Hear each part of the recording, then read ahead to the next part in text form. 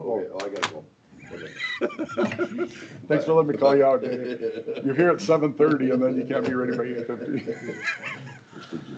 All right, I'll call this meeting to order with the Pledge of Allegiance.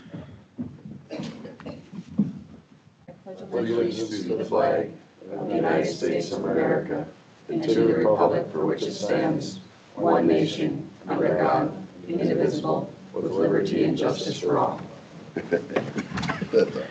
All right, good morning and welcome, everybody. All right, let's start off with the agenda. Any changes or additions to the agenda?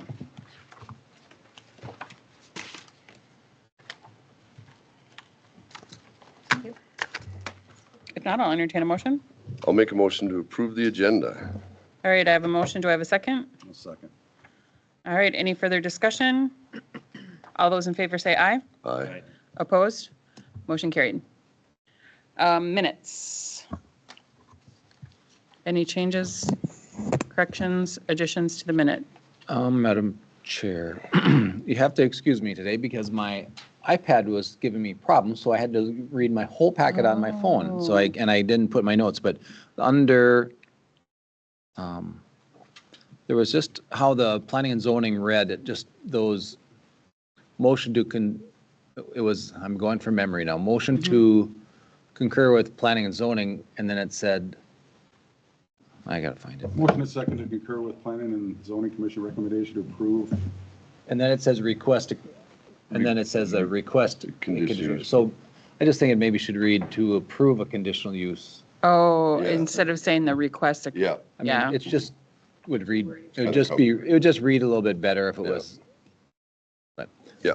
that was all I, The one thing that I did have is just on the wake boat stuff. I don't know if we want to say not supporting Yeah, a ban at this time, but if we want to mention that we did.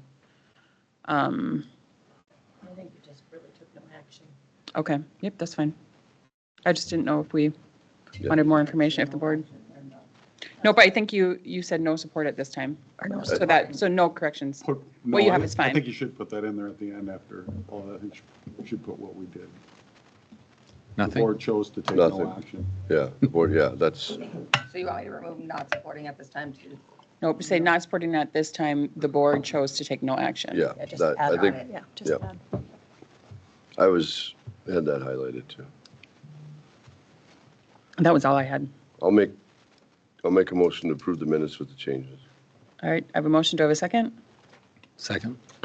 Any further discussion? All those in favor say aye. Aye. Opposed? Motion carried. All right, consent agenda. Anybody want to pull anything off of the consent agenda? I would, now I can't even, we're having a problem with my stupid packet. And now I lost it on my phone too. Do you want us to print it off for you? Could I just get a Yes. print off? Can you grab your- Do you want to look at here? I just had a question on What's that? the abatements. Should make a copy. Oh, thank you. Oh, sorry, I could have walked down there. Yeah. It's on page 8, abatements. Yeah, just print me another one, or whatever. Okay, thank you. We talked about the abatements yesterday at finance, and it sounds like they're all due to mobile homes. Yep, they're all mobile homes. And some of them were duplicate, there are a couple duplicate ones for a Yeah. couple of years. Okay. Yeah, that's what I had to tack, when his tax doubled up on. Yeah. It was kind of Mhm. I just would like some, but thank you for, Yeah, I think, Mary, was that where it was the tax doubled up? There was one or two that doubled up, and then there was one that was on for 3 years. Yeah, So it's 3 years on the same parcel being, it was fairly small. And it just didn't get into the computer in time? yeah. It got into one site but didn't transfer to the other site. okay, thank you. Okay, So, Madam Chair, I had one other question on the timber sales. Richard, we talked about doing some timbering at the solid waste site campus last meeting. I didn't see that timber sale in here, and I don't know if it's a sale or can be added later, or I guess that's kind of a question for Steve, but I think it's more of a Steve or question for Mitch. Okay, Mitch. I mean, this, it could be an informal sale, okay. just offered like a firewood cutting. To get on the timber sale, you're talking. Yeah, to get on the timber sale, you have to have it surveyed and appraised. Yeah. And I think We did talk about it in committee and just said that maybe that could be an informal sale Okay. because, I don't want to not do it because because they thought it was small enough to be under the threshold of. okay. All right, that's fair. Okay, that's all I had. know what's there. There's a lot of topple there. Maybe nobody wants it. Is this, are we talking about from the storm or actual trees? No. No, the No, we're talking about- clearing an area. Oh, gotcha. Creating some more space up there. Okay, that's all I had, Madam Chair. All right, then if nothing else, I'll entertain a motion. I'll make a motion to approve the consent No agenda. second. All right, any further discussion? All those in favor say aye. Aye. Opposed? Motion carried. All right, open forum. Do we have any, Nate? I know we have one. You can come up. Thank you.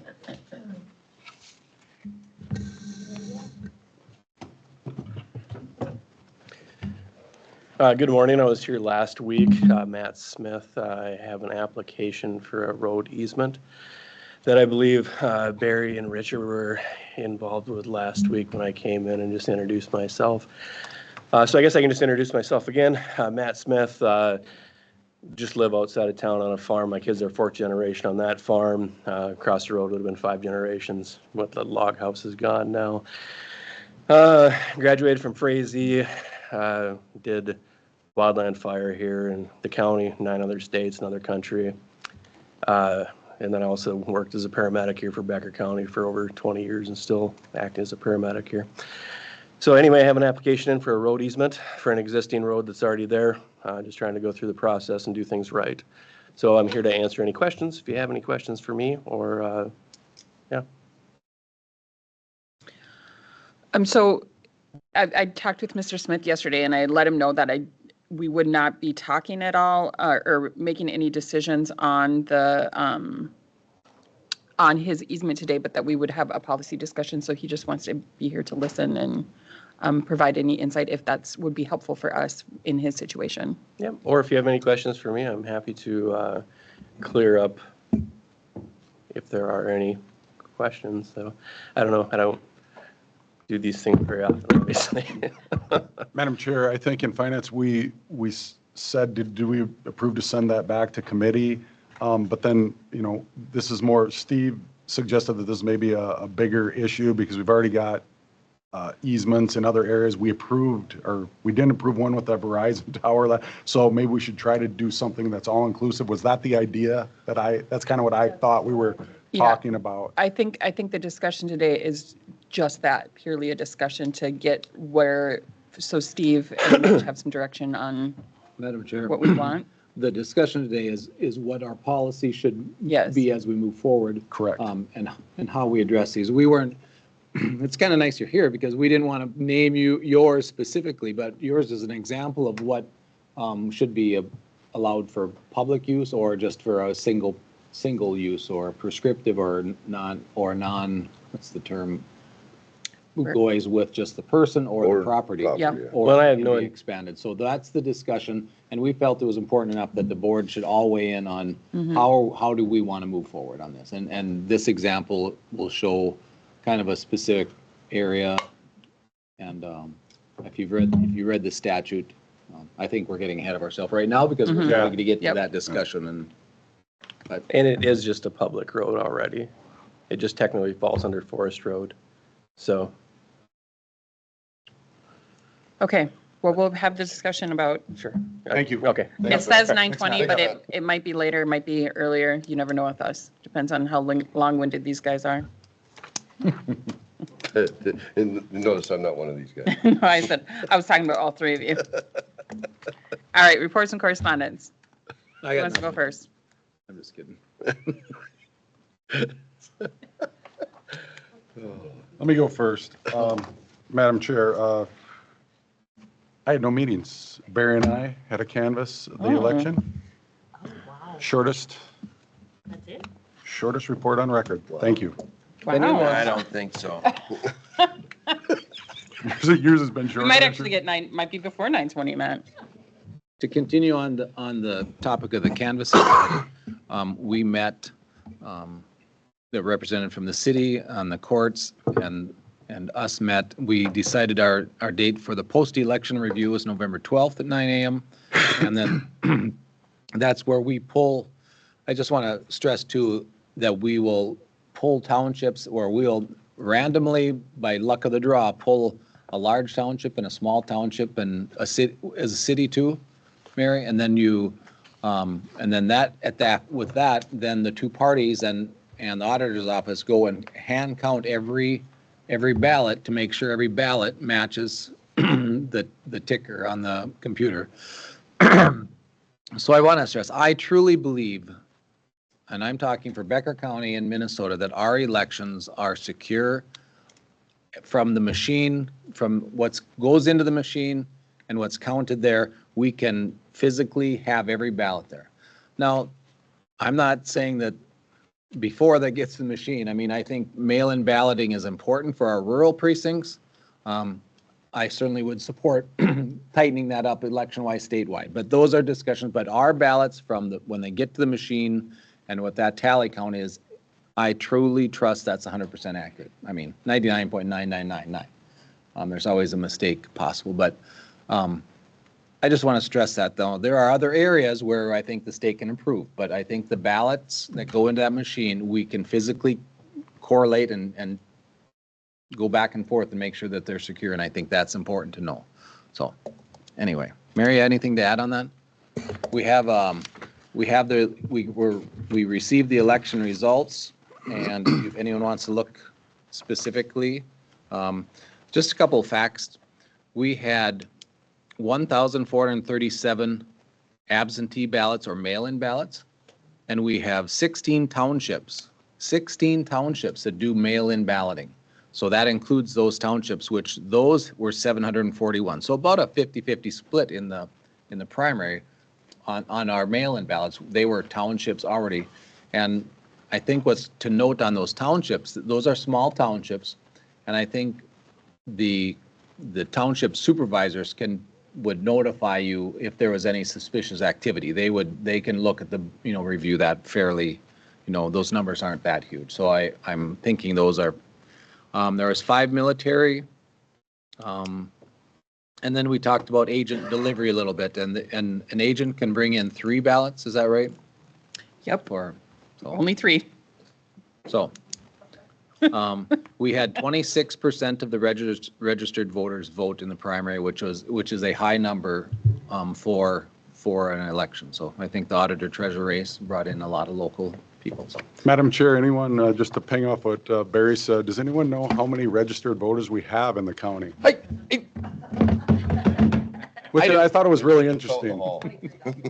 About 23,600 registered voters out of 35,000 some people, and we got 6,000 votes, which was 26%, which Barry alluded to, which is pretty good for a primary. Yeah. As a state. I mean, Minnesota always does have a high voter turnout, but as a state for the primary, we did have a record-breaking one, so. Good job, election team. Yeah. Barry? Yes. Tanya? Sheriff's Committee, we had, let's see, most of those things are. Most of them are. Had a little discussion on WeFest discussion, and that went less contacts or arrests at WeFest this year. We talked a little bit about a grant for Safe and Secure, and that we are going to ask for upgrade on cameras on the courthouse, and that they were going to work with Judy and courthouse next Thursday to see where that can go. And that grant's real competitive one because it's $4 million, but it's for the whole state. So it's competitive. So and I think it's due September 8th or something. Madam Chair, since we're on the subject, if I may provide some, we are pulling together internal people, and we're scheduled this week to put together a plan for that grant. Myself and a couple of members, or 2 people from the Sheriff's Department also sat on a state meeting that it was the how-to and what qualifies, and that was last week. So We will be pulling that together, and we also, with Jason over in Veteran Services, he's also a prior grant writer, so he's also agreed to assist with this as well. So Nice. between all of the people, we should be able to pull something together. The discussion that we've had just briefly internally, cameras, but also looking at any other needs and perhaps if we want to submit everything or parts of it. So that's in the works. We discussed expanding that, but we didn't think that some of those would qualify in the grant Yeah. small, so. And then it's a 50-50 match too, but we can do in-kind as in the match. The only other thing, we had a little bit of discussion on buildings. And we pulled over, at NRM, we discussed the building out at Dutton Locks. And we had another offer, but it was minimal. And I thought if there was any use of a storage facility at all that we need for, so I brought it to the Sheriff's Committee and we discussed that winter boat storage out there might be something that they can use to free up space where we're renting space. So the offer for the building was $1,000. So for that little amount, we're not crunched for time, or we have to, I just think we decline it at this time and use that building until we can get some permanent, make sure we have enough storage permanently, rather, because we are renting space for storage. In NRM, Richard and I also, we discussed the parks maintenance lead person. We're thinking that we're going to try to see if we can work out if that can be a backup plow driver to alleviate some of the times when we don't have good drivers. Madam Chair, plow Commissioner driver. Nelson, you mean snowplow driver, like CDL? Yeah. And other snow removal too. Maybe I would, shoveling? Well, well, I was going to I think actually it's complex because there's some crossing. yeah. Yeah, I think that the difficulty with that, it'll be crossing over in I think the unions. board chair was going to help shovel. But I board think we chair? could assign minor or smaller removal duties then, or as needed, so. Yeah, because he could do that, right? He could do some of the local stuff. Is that a crossover too? It's a crossover between unions, between I don't Teamsters like the and, way this works. okay. Madam Chair. That's going to be, Commissioner Nelson, okay, I'm that's glad going to be you're the pursuing that. difficulty. It sounds like we're not getting Well- real good pursuit, but. No. Sorry. that would potentially save the county significant, I'm not going to It say would. I'm not significant saying we money, can't have but the conversations, but money, they're but- involving two, There's more hurdles than just doing Yeah. it. there's quite a few more hurdles, yes. We, Oh, whoops. There's Yeah. another update. Oh, so this isn't my time now, so just, so you know. No, it is. You're the one that brought it up. You spurred it, no. Time. So Jonah did bring this to my attention, and I did have a conversation with the two union representatives of both of these parties. The issue that we would run into is there would not be a clean divide. So ultimately, we would probably, the only way that this could potentially work is looking at it as if it were a part-time position under AFSCME, a part-time position under Teamsters. However, then you run into the issue of benefits because those two unions have different benefit qualifications, different amounts that they get allotted for benefits. Ultimately, it's not going to be an easy process, and it does not seem like it's super feasible. Madam Chair, Tira, Eric and I looked through finance, January, February, March, April, and saw the bills. We are subbing out to have some other place clear the snow from our facilities.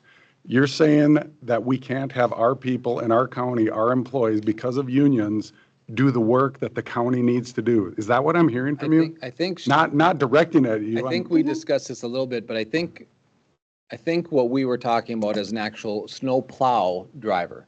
Now, I think we're getting into areas where it's maintenance on our own facilities might be a different, so I think we have some work to do Yeah, to see if that. I would like for us to continue to look Yeah. at this. You know, I so- don't think it's a matter of, like, the unions are saying you can't. Like, I don't want to, I mean, it's a matter of what union, because we have two different unions being represented. So I would say there has to be a way for us to figure it out. Ultimately, the way is, like I just said, it would be a part-time position under both, but then we run into the issue of it technically is a full-time position. So technically, they need to be. Does the duties, can't we, Madam How- Chair, I think what you're getting at is, I mentioned it too, so on the job description it says other duties as this.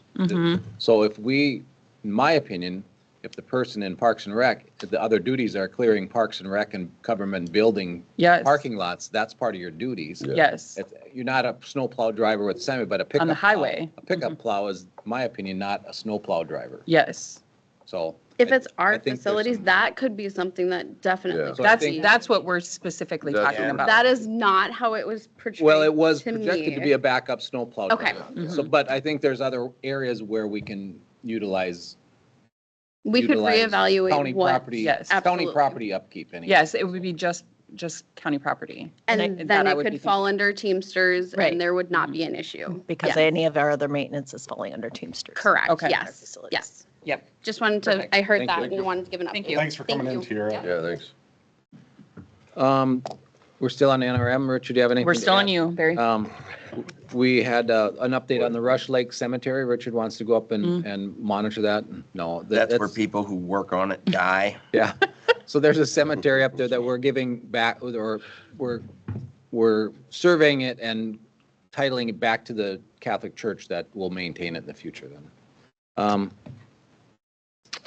I did go and look at the Middle Cormorant. It's greened up quite nicely after the irrigation's been fixed, and they were already trying to get some charcoal grills, those permanent ones that are, because there was 3 spots I showed you where there was dumping of the charcoal out there. Madam Chair, Commissioner Nelson, sorry to back up a little bit.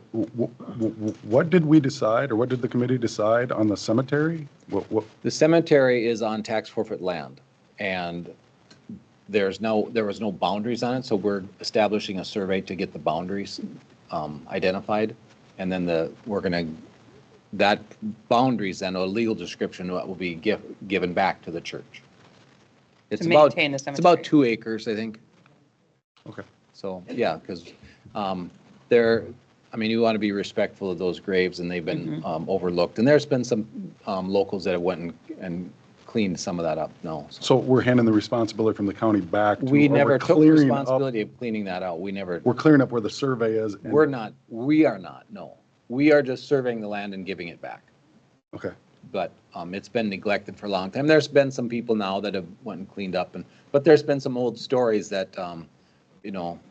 if you believe in those are some, you don't like trampling on graves. So there's some stories from the locals that this is you don't go in there and you be respectful and you go in there, or they, the ghosts come and get you. Well, some people died, right? though? That's what they hit. Well, That's they what they didn't- said. there was people that worked there and then they died eventually. So I don't know how you,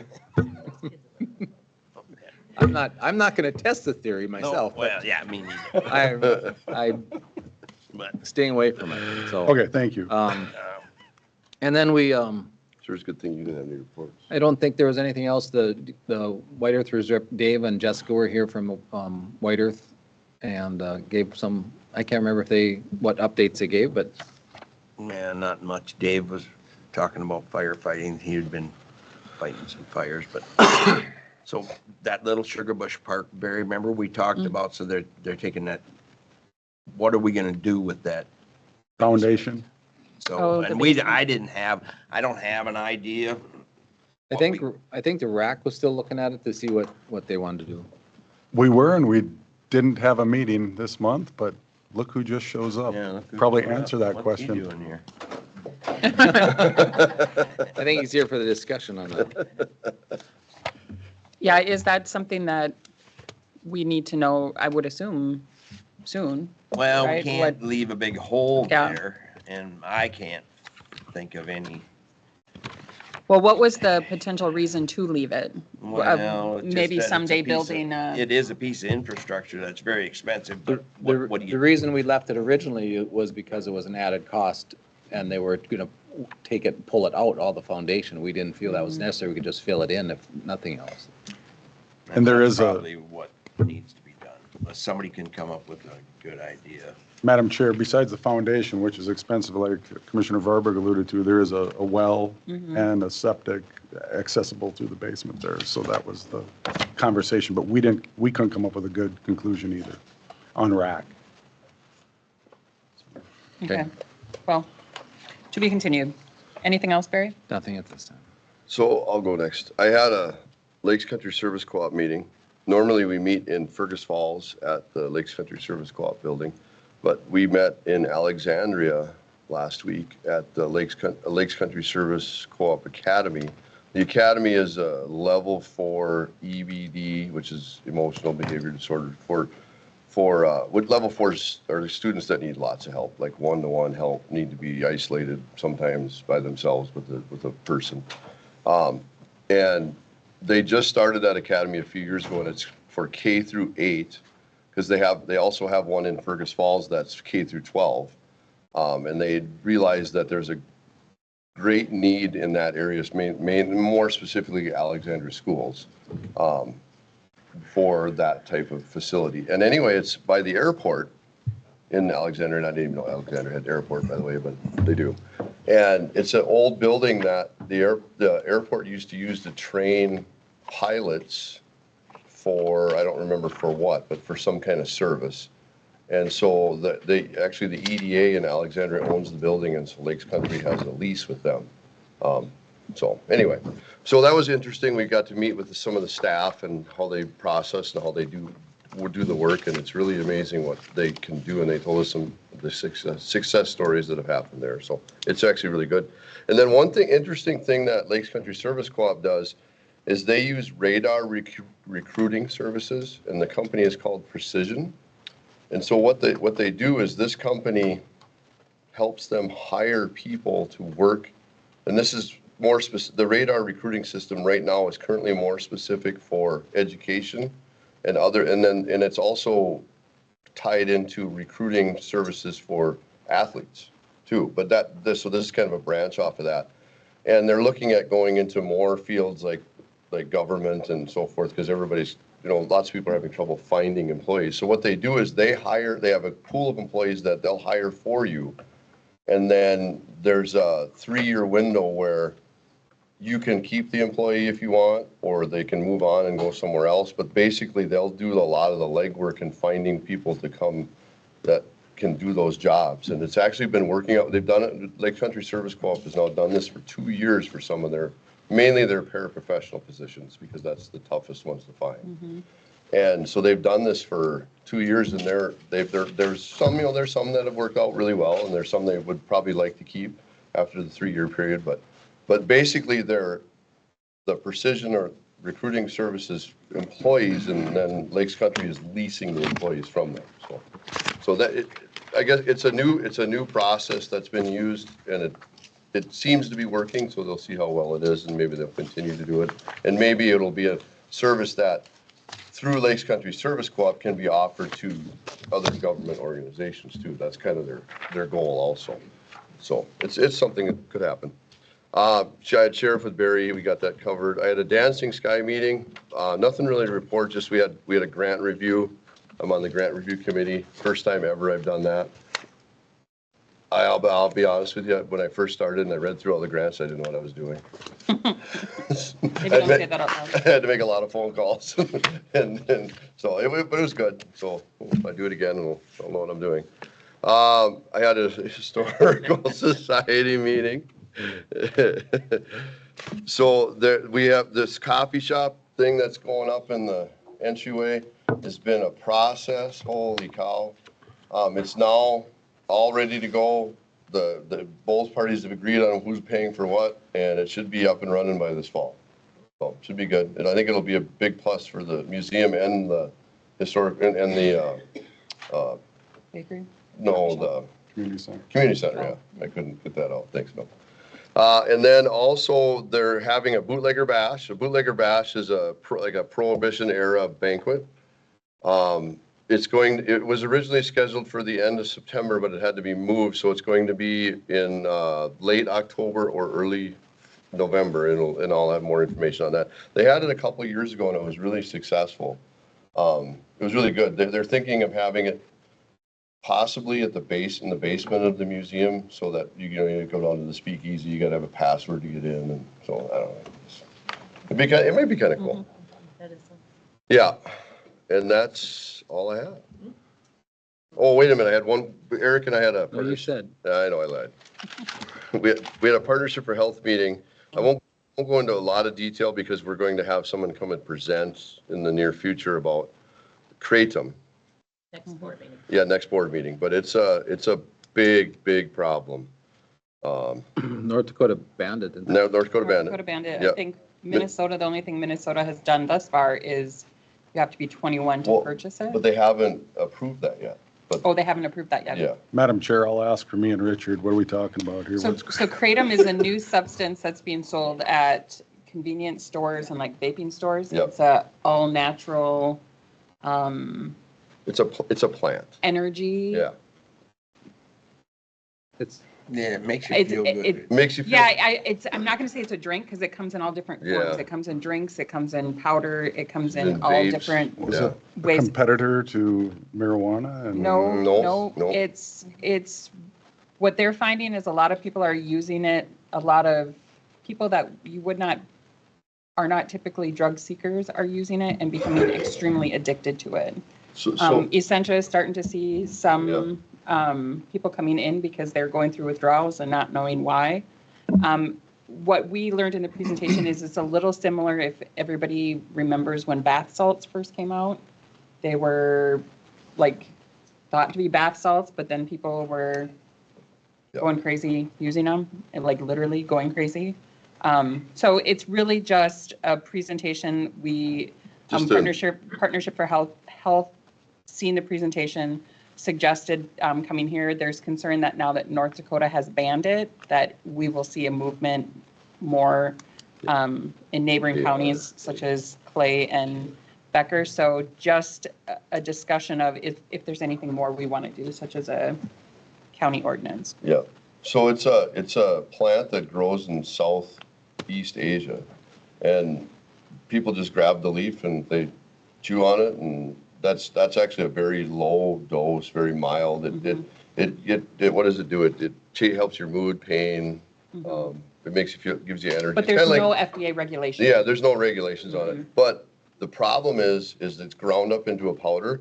Then it what do they say? 500 times more potent. Yeah, so that's the problem, and it's not regulated. Yeah, So we'll learn more next meeting. yep. That's it. That's it. I had human services with Yep. you. I'm gonna let you do that. The only other thing I had was safety, and so we talked about our tobacco-free policy, because you guys remember, you sent it back to us. And we talked about it there, and I have talked to different smokers. We have smokers here. So what this policy, what it's concerned with is somebody's gonna breathe in smoke that normally wouldn't. I do not want to ban our employees from having a cigarette in the alley or in the parking lot, or that's not, I don't want to do that. Our committee actually, we discussed it. You were there, weren't you? Yeah. And so what we were talking about is maybe some signage around the doors, try and keep people from, accidentally inhaling it. But if you can't, they were talking that if you're in your car, you got to have your windows rolled up, Yeah. And so then they're talking about enforcing it. Somebody's got to enforce this. That would be the safety committee. Yeah, You- well, I don't want to enforce it. There's no smoking in the building here. The sheriff don't want to chase these people. I don't blame him. Madam Chair, Commissioner Verberg, this came about by a person who presented here back in the spring, right? Do we have a problem with, or do we have complaints? Are there complaints from people that? I would say, Madam Chair, I would say at different points, we've had, people, I wouldn't say formal complaints, but, at different points, people have said people are smoking, and the public, remember, we have public coming into the buildings, as far as if they are smoking, obviously, we don't have smoking in the buildings or the vehicles. However, as people are coming in the doors or exiting, sometimes they're quite close to the door. Well, and we there's don't have employees smoking by like the courthouse door over here, do we? No. I think I would say generally Like public speaking, doors. I would say our employees are fairly respectful. But again, it's trying to, you've got public coming and going as well. So I guess if we were going to have a policy, that would be my policy? That's really where the safety committee landed when we talked about a total ban on all grounds and everything, that we should probably look at defining how far from the door and maybe putting, there was some discussion about those stand-up signs, no smoking beyond this point, measuring it off, and some of those things. Because we do have signage currently, but I don't know that it's real visible, is what I would And say. I feel like the purpose of the presentation that we've seen in the spring was because we're like one of 10 counties or something like that, that, Madam Chair, what I Doesn't remember have is that the- they were trying to get 100% compliance in Minnesota. On every county. Buildings and grounds, though, which Yeah. we kind of, Yep. No. Well, and I That means at the fair, all of our county grounds, you know, Yeah. and so I don't know. I don't see it as a big We problem. don't own the fairgrounds, No, so it wouldn't. okay, it wouldn't be that extend to fair, but, Mm-mm. but different parks and different things and. Well, and I think the other piece of this, I know we've talked about secondhand smoke, but a lot of what's behind this concept is really, if you will, making it more difficult for people to smoke and hoping to push them in the direction of quitting. Yes. That's really kind of what's behind it. And that's what they said. And I don't smoke anymore, but I don't want anybody pushing me in any direction. Everybody has And it's their- not just smoking, it's also, Yeah, so they chewing. want that, no, Yes, yeah, no yes, it chewing. is Well, chewing what's too. that, you know? I have a husband that chews, I'm not going to tell him not to. No, do it. and what's that gonna hurt? So, I don't know. It's America. People can smoke if they want to. I don't wanna make anybody stop. I wish everybody would stop, but Yes.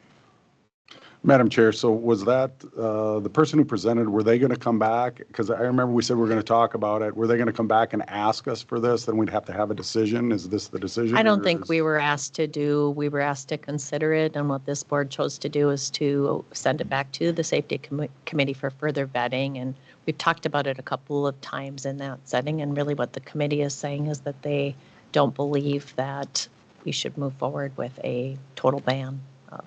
And the person that's presenting on this kratom is the same person that Mhm. presented Oh, on Yeah. that. well, Yeah, Yeah. they're all But I connected. mean, he won't ask us about that. No, he won't. Yeah, but, Madam Chair, I would like to just support the certain distance from all the entry, public entry doors. Yeah, yeah. And I don't really support signage out there. I mean, I think if you have a problem with an employee that's doing it, you just say, hey, this is the 50-foot, you know, because every sign you put out, then you got to move it every time you snow removal or I mean, I just soon take it case by case. But I mean, if we have signs out there, I just don't want to create more of a problem for maintenance when you have more signs.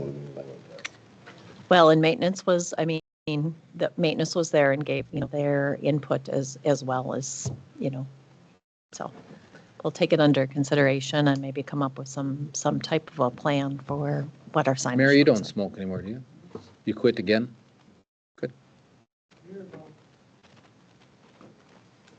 It's funny how fast this has moved. I know fast as in, it's not daily, but, we used to allow smoking in the jail. Can you, I mean, and that was I remember that. the full, all inmates, and that was a big privilege. used to allow it in this If you- building. Huh? It used to be allowed in the buildings. Yeah, but I mean, it was a big deal to take that away. Now you don't even think of that. I mean, it's. In the 80s and 90s. Yeah. Well, no, this was when I was commissioner, I was smoking in the Oh, still. jail. Mhm. That was yeah, in the cafes, in the truck stop, everybody It was in the was 80s. smoking. It was good. Movie theaters, planes. Yeah. Yeah. Okay, anything else, Richard? No, Okay. I have just a couple, Barry and I did have It benefits was just, I wrote that down. Benefits Committee. I think that it's all on the agenda, so I don't know that there's anything to discuss, other than one thing that we really talked about was making sure that the Benefit Committee really gets, what can we do to get words out about our benefits, so that employees understand the benefit. And we talked a lot about the healthiest you, which we can talk about it once it's on, when we get to where it is on the agenda, but, so, anything else on the Benefits Committee? Barry? No, I No? think we'll talk about it when we presented.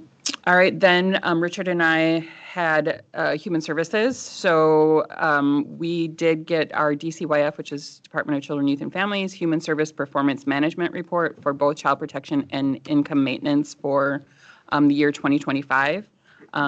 Happy to report that both of those areas met all criteria, so there is no program improvement plan. So shout out to both of those units for the good work. Then we did talk about their contracts, because I know we talked about the Lakeland Mental Health at our last meeting. So Denise kind of walked us through what their process is. So every year they negotiate all of their contracts. The Lakeland Mental Health contract had just been negotiated, I think, a couple days prior to the last meeting.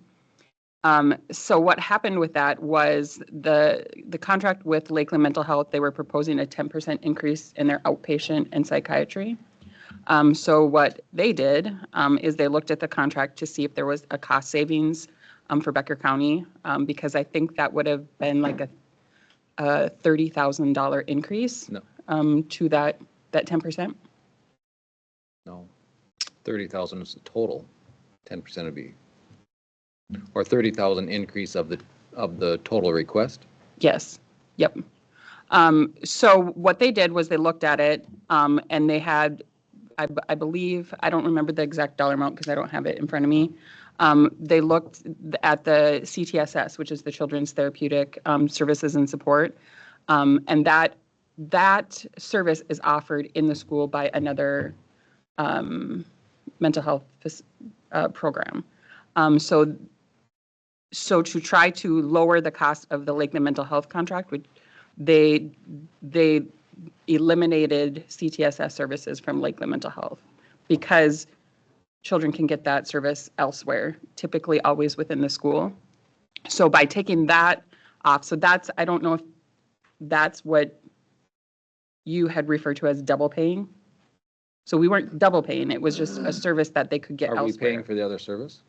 No. Who's paying for the other service? Their insurance. We don't pay for CTSS through any other agency. I don't know. I have not heard from our department of any of it, so I have not had a update. I have not. It was explained to us and she did a really good job. And that's what we're doing explaining here. it. I can't explain it to you, but I mean, I think. They did say that we're not paying double. Yeah, we were not paying double. I mean, it does mean that, there's now Becker County residents go to, they have less options, I guess is what was said to us. But I think we want our department heads to negotiate to save the county money. As a result, the Lakeland Mental Health contract is $3,000 less than what it was in 2026.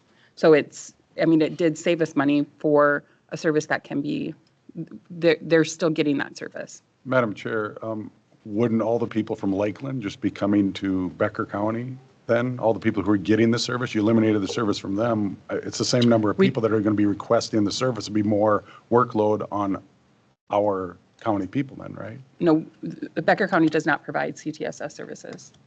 It's a very specific service that's billed through health insurance, Madam Chair, Medicaid, or private insurance. Could we have a presentation brought to the full board at our next meeting about this? Because otherwise I don't seem to get the knowledge that. Yeah, they explained it really well, but. Yeah. Things that haven't been updated. From Human Services or Yes. Lakeland? Like specifically the Lakeland contract? I just Or- I would have liked to have been in the loop prior to this being done. I think it's a good process. Do But we have all commissioners in the loop anytime we have a department head negotiate a contract? when I'm sitting on the Lakeland Mental Health Board, I've asked Denise numerous times to be in meetings to discuss them. I think it should be obvious if a commissioner is sitting on the Prairie Lake and have a department head negotiate something, I think that commissioner should be in the loop, yes, 100%. If it's a cost savings or an expense, I mean, regardless.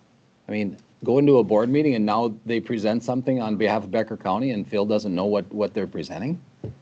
it's like, I'd like to have been aware of this. I mean, it's, Madam Chair, meeting of the whole, I mean, that's where things like this everybody would hear the Well- whole thing, right? Well, I mean, this but was, this, was not presented to the committee until afterwards. well, because we're not part of the So the- commissioners aren't part of every contract negotiation. I'm saying committee of a whole would not have been. Yes, no. Wouldn't have gotten that. Mhm. I'm saying if you have a commissioner on a committee and you're not informing them what you're doing for that, you're it's not appropriate. I mean, And I for still- me, and I can't speak for you, Barry, because I'm not on Lakeland Mental Health, but I think in this situation, I think they did what we would want them to do in looking at a contract to see what can we do to save the county money. Absolutely. And they I did agree a good 100%. job. But yes, Shouldn't I mean, should I have said, hey, should they send me an email, hey, this is what we've looked at this, we know you're on the board. Do you think this is I mean, we've Yep. found a cost savings, and just letting you know this is what we'll present back. Hey, obvious, great. So, I mean, I think if you feel No, like I'd a presentation would be helpful. Well, I'd like to hear about it from I'd like to understand it like you understand it now. Mm-hmm. I mean, and if the only way I can get that is ask them to come to the full board, then I'm asking them to come to the full board. If Well- they want to present to me individually, I'm fine with that, but I want to hear it. Madam Chair, Commissioner Nelson, I mean, when does this become micromanaging? Is it a dollar amount, or is it just a policy change, or where? There's no policy change. I think it's being considerate to a board member on that board. Okay. Okay. It's not I- rocket science. I don't think anybody's doing anything malicious or No, anything. but I mean, I we got to agree. let our department. I heads sit on do the their- Dancing Sky Board, and if Human Services doesn't want to get a grant from Dancing Sky, then I would know about it because they tell me. Well, we will It's just pass like- the word It's just on. like a committee that you're on. Yeah, If there's a change, you're notified. I mean, yeah. I don't understand the problem, why Well, and we would be notified. We will be notified upon when we approve the contracts. It just hadn't gotten to that point yet. it's just a small bit of information that I think a courtesy would have avoided all this. And I Yep. think in the future, I think a courtesy to anyone on the board, if you're making a change, I think you would do that. It's not a big deal. Yeah. And I support it completely, I think. Mm-hmm. Yep. Okay, the only other thing I wanted to bring to everyone's attention for the Human Services budget, which I thought was very interesting, we went over the budget. There is a, pretty significant increase to the Human Services budget, largely because of payroll. But what I think is interesting is most of the services that are offered by Human Services are either state mandated or federally mandated. Like, we don't have anything that the county says we must do this. And what Denise provided us was an analysis of funding sources. So she had a breakdown. Our funding for how we meet the Human Services budget, 30% of that funding comes from federal sources, 22% come from state sources, 7% comes from what we charge for services, and 41% of it is a levy request. So when we talk about unfunded mandates and how it costs counties, the Human Services is here to do the work of what the county and federal government tells us we need to do in human services, and we do it with 41% of county money. So I think that's an important piece of information when we talk to legislators and remind them of unfunded mandates. I think, Madam Chair, I think that 41% is probably the current rate, but as they shift those costs, that just increases. Yes. I mean, so when. Because we have no other funding coming in. When we get requirements that, I mean, you can't cut, if you cut funding for a program at the state level, it just falls on us. The program has to still be there. Yep. If you cut the if they cut the program requirements and reduce those, then we don't necessarily see it, but you have to cut those programs, you need to cut the program, not just the funding. I mean, then it's not so. And just so everybody knows, what we had talked about with the SNAP changes, the the federal SNAP administration cuts, we had talked that it was going to be pretty significant. And it was, and I say only, meaning because I believe we thought it would be between 1 to 300,000 or 2 to 300,000. 2 to 300,000. And it did come out to being only 155,565. So still significant, but not as much as we, So just that one item that we have no control over will increase property taxes 0.5%. Yep. yep. Just that one item that we have no control over. And there are numerous of those type of items. Madam Chair, I was talking with Otter Tail County at a previous meeting, and they went through human services, social services, and they said there's 42 different line item mandates that you have to do. Oh, yeah. That just, and now you're talking about the cost of it, how that gets That's just one of them. shifted down. So there's That's just one. 41 more Other that will ones add up. that we have to do. But what in human services do we do that we don't have to do? Like that, and that, I guess that was the purpose of the conversation is, you know, we, human services does it, what they do because there's federal or state statutes that require them to do it. You know, we don't have. But programs usually over the there. funding comes along with it. Well, no, not, one would think, Yeah. right? Not usually it doesn't. But one would think that if the state and federal government is going to require human services to do it, you know, that they would. You know, I think children in foster care is a perfect example. Like, there are federal programs to help support that placement if they meet certain income criteria. That income criteria has not been updated since the 80s. So how many kids meet that criteria, which then means that Becker County is left to pay for that placement to ensure that that child is safe. So, I mean, there's just And a lot of work needs to those, be done in especially human services. child protection, those type of, I mean, nobody would want to try to cut services on those because those are the most important that we have. It's child protection and Adult and if you protection. don't do those adequately and something happened, I mean, in the past there's been, you know, terrible things that happen and the blame. I mean, there's someone to blame for everything, even if it's so. We ought to make sure we're doing those things as best as we can. So it's a no-win situation for us. Yep. So we will remember to include that when we set our levy. And Carrie, did you reach out to other commissioners about that possible meeting with Representative Fischbach? I haven't yet. I was going to mention it. Okay. I don't have any more. Anybody else have anything else? Can I just add one thing Yeah. about human services? I was sat on a call. I was invited by, I believe it was the supervisors and Denise at the end of last week when we were talking about, I think, really creative ways of how to manage our unfunded mandates. And they did vet a system, and I've heard this from other counties as well. It's called EVA, and I'm sure more is to come. But really, what is AI system to really take some of the pressure off of more so the financial programs with incoming calls and applications and things, because we know that there's going to be funding decreases administratively for administration of specifically the SNAP program. So again, I wanted to mention that because again, I think Human Services is doing a really good job just really looking at how can they get creative to really manage the financial cuts that are coming. Yep. Yep, agreed. All right. Anything else for reports and correspondence? Otherwise, we can move on to appointments. Do we have any appointments?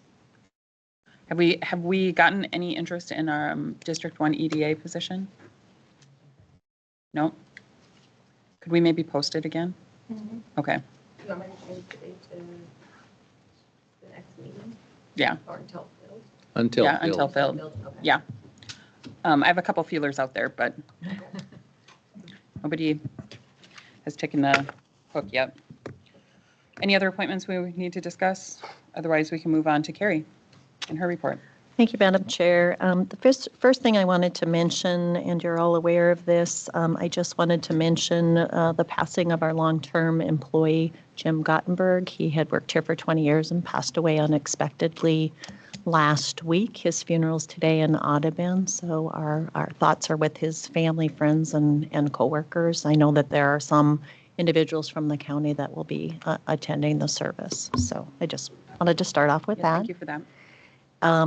On a happier note, Mary, we did have our department head meeting yesterday, and Mary had agreed to host our next luncheon for commissioners and department heads. Yay, Mary. I haven't heard the details yet. We've given her all kinds of suggestions about a full turkey dinner and all kinds of things, but she has not agreed. But I believe she agreed to the second meeting in September. All right. Maybe after we set our preliminary levy, we'll be all ready to have a luncheon together.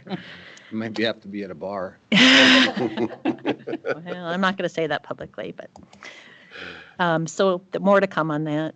I did send you all out, I believe it was yesterday. I may have sent it previously as well. I may have sent it more than once, but at least you got it. The denial letter that I received from Verizon after they had been before the board trying to renegotiate the terms of our Verizon lease on bad medicine. Yes, sir. I'm sure. I have one question on that contract. So it's a 20-year contract, but it's every 5 years it's evaluated. Is that correct? Renewal. Automatic Automatically Renewal. renewed. So does that mean that we have that contract for 20 years, or does it mean They we can have it for also give 5? notice. Yeah, they can give notice to delete, but then they have to remove. 90 days, I think. 90 it is. days. Yeah, 60 or 90, yeah. So that, because they said they will honor the remainder of the contract. Well, what is it actually a 5-year contract or a 20? 20. It is a 20. Well, I think that's all debatable. I would As that agree. industry I agree. changes, Brian may but have more input. they certainly aren't going to pull a tower down for No. $2,000 No. a year difference, so. Yeah, and as you saw in the letter, they did say they'll look at other sites or I'm sure that's review. just And then my next question on that is, do we have a bond on that tower also of 67.5? Is that or not? I think once it's up, don't we take the bond off? Well, we said we'd It's look in- at them in a year. No, the last one we did. I don't know if that was that one, or I don't think it was that one. So that one might No. not have one. I think, No, I think it had one, but I wonder if it doesn't anymore because we're because 2 it's years up and into it, working. right? Yeah, we are halfway through the initial contract. We are 2 So- years in. We made that policy after that. Mhm. Oh, sure. Okay, I'm done.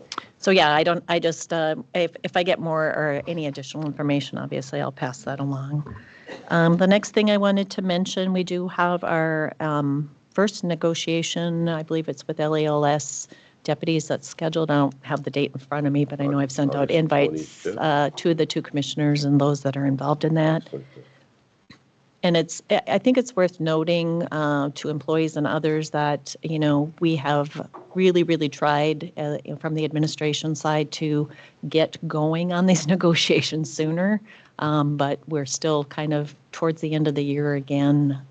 We would have liked, obviously, to start way sooner in the year so we would have concrete figures for budgeting purposes, but we will do what we can this fall here with more to come. I did just see a notice come across that it looks like we have a tentative date perhaps for the Teamsters Union in September 2nd. And looking at scheduling, it sounds like all the Teamsters groups, but I'll confirm that with Tiara here and send, but we might want to hold that date for those of you that are involved in that process. what was the date? September 2nd. It's a Wednesday, I believe. There's been some additional work, and I've mentioned this before. We've looked at a couple of different systems. Again, I've mentioned that our county is not unique with other counties where we're seeing more and more data requests for a lot of information. And so we've looked at a couple of different systems as far as whether or not one of those, or maybe even an existing system that we have that we could utilize for some tracking purposes for data requests. We did talk about this yesterday in the department head meeting as well, and really going back, reviewing what our form says and what we're charging and the process on that. I don't know that it hasn't been reviewed since I've been here, but I think it's probably a good time to probably take a look at how we are Did they get managing it. charged hourly, like for the policy indicates, and then there's some statutory language that we got to make sure that we are abiding by. But I would say, just in what I listened to, and it's no fault of anybody's, but, some of the bigger departments manage, data requests that come in directly to them. Human Services would be one, Sheriff's Department. A lot of the highway ones I tend to get that I push over to highway. But why I say that is because they are, managing that. And I may not necessarily see some of those. Sure. So we're probably storing them in different manners. And I did share with the department heads, yesterday how I actually track it or how I store it. And I would venture to say that everybody does it a little bit different. I'm not saying that's good or bad, but we may not know what the other's doing or if there's duplication of some of those. So again, these are increasing and some of them are AI generated, and some of the data that they're requesting can take quite a while to collect now that we're seeing, in Mary's department too, vendor lists. I know that took several hours the last time that we had one of those. Then there's the redaction piece. You have to be very careful about when people are requesting information, making sure that you're not giving them non-public information and redacting what you need to according to the rules of whatever the department is within. Yeah. So I wanted to put that on your radar. Madam Chair. You look like you have a question. Yeah, I do. Madam Chair, you said some of the requests are AI generated. What do you mean by that? I mean, who are you sending it to? Some bot that wants to? Well, We don't have to I don't know if I respond can, to that. well, I don't know if I can explain it probably as well as somebody like Judy probably could, but, there's AI programs that they are, generating to all counties and different things. There's a person behind it somewhere, but I'm just saying, I think what that does is it increases the requests. I know it's hard to wrap your brain around it, but that's what I was told. I can't explain it any further. Well, these bots go out to glean information about your county if someone asks about Becker County so they can provide it, but that's not, I don't know, but that kind of request, Well, there's we usually have to. there's usually some kind of a name attached. Please send it to this whatever person. Wow, So, okay. So yes, that and again, I would say our county, when I've talked to other county administrators or commissioners in different places, it's and my last tech day in Duluth, there was a big topic about, and I said this probably last meeting as well. There's just a increase across the board in these data requests, and we're seeing it here too. So. I wanted to mention I got this information from Commissioner Nelson. Friday, there was a request or a hosting by, and I can send you the additional information after the meeting if anybody's interested, but it's on Friday at 2 is what I saw. Did I get the date right? With Michelle Fischbach, and I believe I saw the location as Holly, and the subject is federal cuts. Did I summarize that? I believe Okay. you're correct. The cost, the reduction of funds coming are directly affecting the county's budgets and how that, Is it a meeting specifically for county leaders? yes. Okay.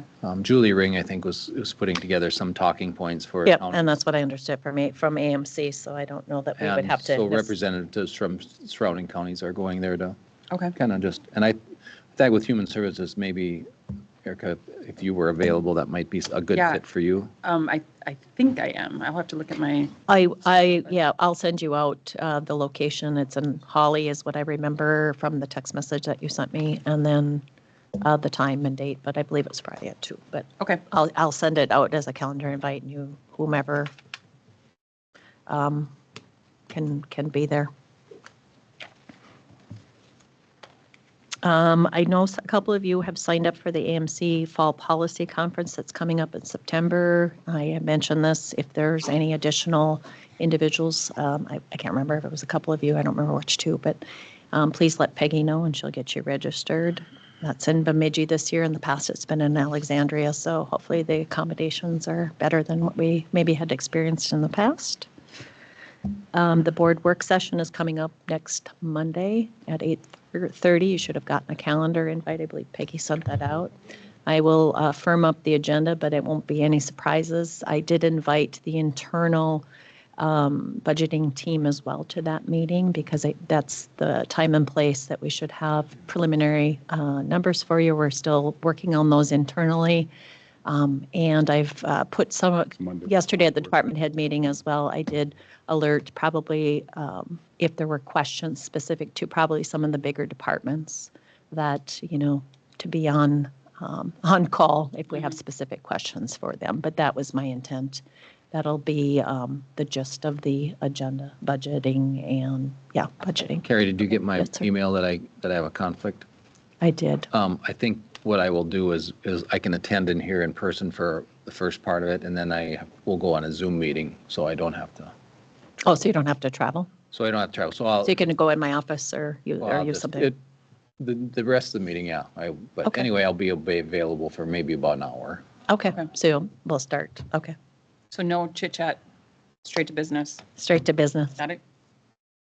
He's not agreeing. I don't know why I looked at Richard. Richard's not chit chatty. He's a straight to business kind of guy. All right, so that's all I have for my report. Last meeting. Madam Chair? Yes. Sorry, sir. Carrie. Maybe we could just jump to, being it's 9:20, Yeah. jump to the, Oh, sure. jump to Yeah. that and then Yes, come back. to I'll the rest of stay your- and finish out, yes. Yep. We're jumping to land use discussion. Stephen, Mitch, whoever else wants to be a part of it.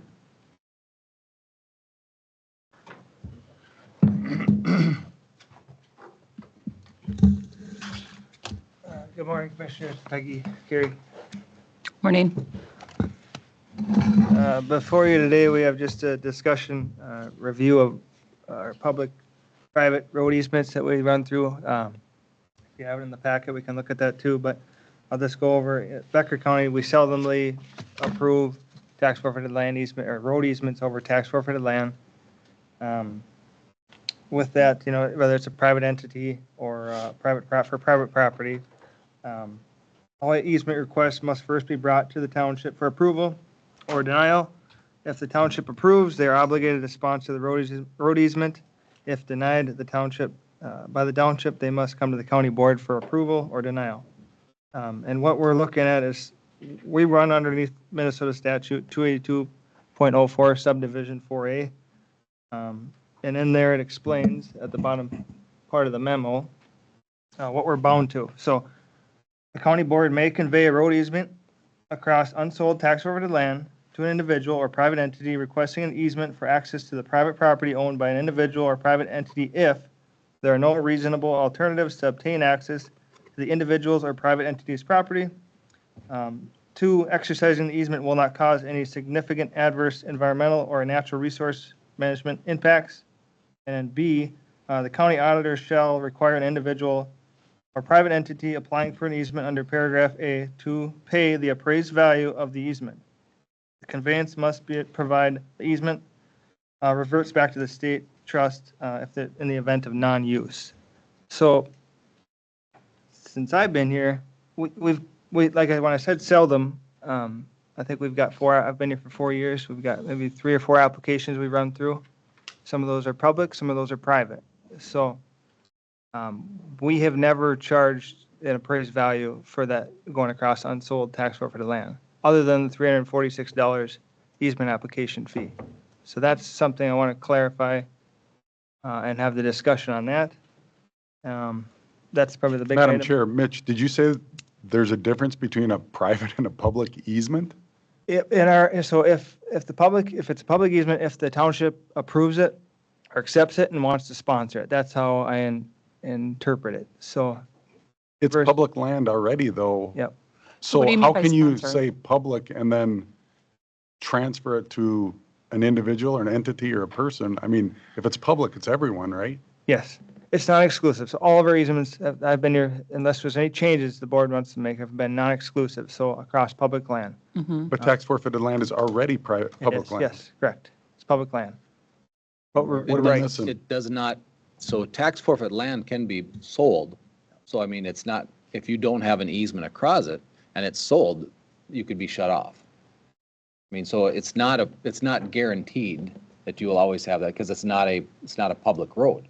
It's a public ground that it's a trail crossing. Okay, so then an easement, obviously you're definitely giving something up as the person granting the easement. Yes. And in this case, there's, We're not talking about any specific case right now. okay.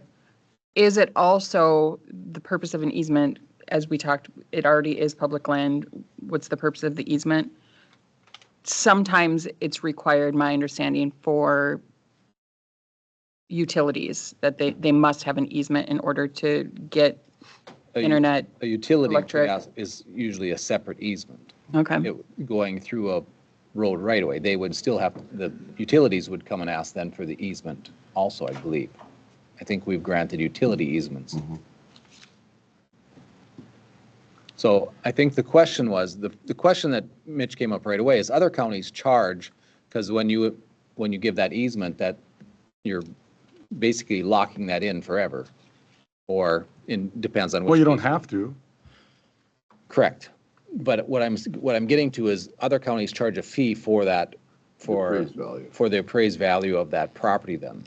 Because if you give it up permanently, then that kind of, I think what examples do you get? Todd County is a 5,000 per acre divided by. Hubbard County does $1,500 minimum per acre. So that's just a set. And other ones do based off the appraisers or assessor's value, the EMV, as you can see on the. So right now, that was the discussion, one of the pieces of the discussion. Should we be charging a fee then? Well, doesn't it say in the state statute? That's just a, Says, the state statute says the county auditor shall require. Oh, It doesn't say maybe, it says shall. it says shall, so that's required. So we have to do this. So if we did charge this, then would we still, because you mentioned that if the land got sold, this could be taken back. Well, Well, that's, That, if you give an easement, then it depends on how you form that. And I think that's why Brian is here. What are the different easement types that are available? And what should be requested? So we had one come in that was servicing numerous people on a lake. That was their main road, but it crossed a bit of tax forfeit. And that was, what's the term I'm looking for, Brian?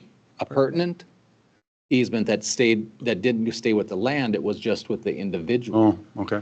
So Would that be the private easement then? Because it goes with the person, and once the person moves, dies, whatever, then it reverts? That is a question. That's the question really today is, Yeah, how should that wording be? Because if you read the statute, are you conveying a perpetual easement that ties to the property that's being served? forever, perpetual. Forever, and that was a question that came to our committee. And then the question after that is, if you're giving, so there's a property there, are you giving easement to, if it was subdivided, are you giving easements to everyone, Oh, yeah. all of them? Because, Wow. and what's the intent? But I thought a Then- subdivision required a road, not just an easement, a road. Or yeah, If it's, township road. if or not a subdivision less than three or less. 33 feet if it's less than 3. If it's more than. So I mean, those, 60. but you see you start Yeah, getting I those see. questions and you're like, an example would be, you're crossing 1.5 miles of tax forfeit land, there's obviously a value there, and if it gets to be an established road for numerous parties, you actually are, in my opinion, you're losing value of that property you're driving through now that you have, 5 cars a day or 10 cars a day rather than, one every, so. So does it make a difference in our policy if it's already a forest road? If it's a designated forest road, that's different. I mean, but there's a lot of just offshoots or access roads off of forest roads too, and that are out there, and people have their 40s or their land, so. Roger's got something to say. Madam Chair, Roger Winter. See, that's why I kind of stopped by here, because he's mentioning townships.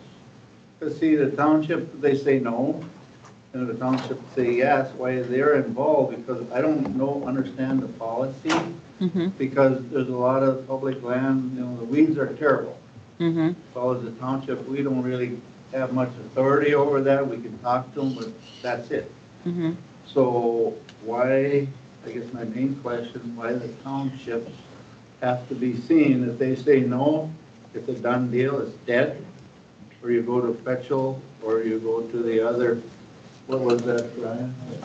Pertinent? It goes to the county then if it's. Yeah, it's I mean, this is pretty much, I think if the township says no, then they come to the county. okay.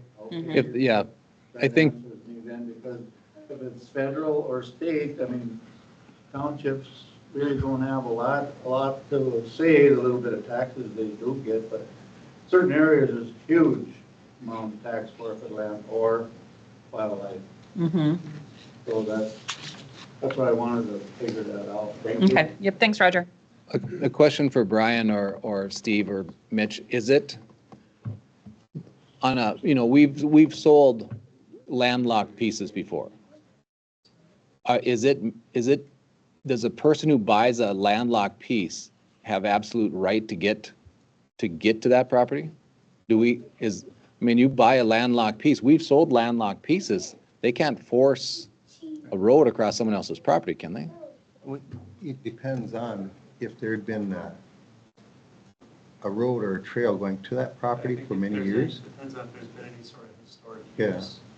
Well, I'm thinking of There's one, none. I'm thinking of one that we sold that had lake access, you could get to it by the lake, but, because the lake had public access, but if we sold a landlocked piece on a small lake that was landlocked, had no access to it, never had, can the owner of that buy that, or a 40 out by Frazee? We've sold 40s out there that have no access to because we can't get to them. How can they get to that property? Madam Chair and Board, they can force an access if there's a section line or quarter line. They go to the township and request but they would have to pay for that. Right. Well, that's what I'm asking. That's why the township's included in this at the beginning, because if it could be forced, if they, Can it be forced on private property? You can force a access, I believe so. I could ask Brian, but I believe you could. This came up in Spruce Grove, I think, a couple of years ago. They had a petition for a cartway across private land. They went to the district court.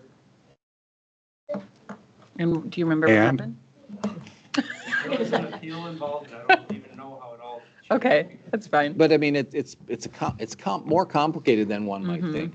In the past, and Jerry probably remembers this, we wouldn't grant easements across tax forfeit land. We just automatically said, no, we will not grant any easements across tax forfeit land. I think Commissioner Knudsen was one that was adamant about that. We're not doing it at all. Now we've let up on that and granted some, but I think it's a board decision. I don't know. Madam Chair, Steve, Mitch, Brian, in planning and zoning, we try to come up with one big rule that applies to everybody, and it never does, ever does. So we're constantly changing the rules. Can we come up with a policy that would encompass every situation we have, or is it that complex? Every situation is completely different. You should take them one by one. Commissioner Nelson, I think it's a case-by-case It is. situation. That's why the review process is quite rigid. But yeah, that's my opinion from. So I think is the policy here that we're trying to decide is, do we charge? I think there's two Like portions of that's it. really one of the things we need to decide is, the policy is, do we charge? And how I read the statute, even though we haven't been doing it in the past, it sure seems like we should have been doing it in the past, according to statute. Would you agree with that, Brian? Yeah, you could argue our application fee was our charge, but I think there's an Says opportunity for the county to charge more. The statute says the appraised value of the easement. So would that application, could you interpret that the application fee is the appraised value? Pretty low. Okay. I agree with you that when the word shall says you do. I have a big problem with that, though. If it's a public easement, we're charging one person for that? They're asking for something, they're getting Yeah, something. but anybody can drive on it. Why should I have to pay for that? And I agree with you, yeah. Dave, but I'm seeing both sides of this. Because, I'm having trouble with. Because the they're whole thing. getting something. They are getting something and they're getting the opportunity to Oh, improve it. I get that. I just, And so I can drive on I'd it, be too. careful not to charge too much. I agree, Yeah. we're not charging enough, Brian, I agree. Yeah, we're not- We're not, but I don't want to overcharge and I don't, I would like to try and grant access when we can. That's where I'm at.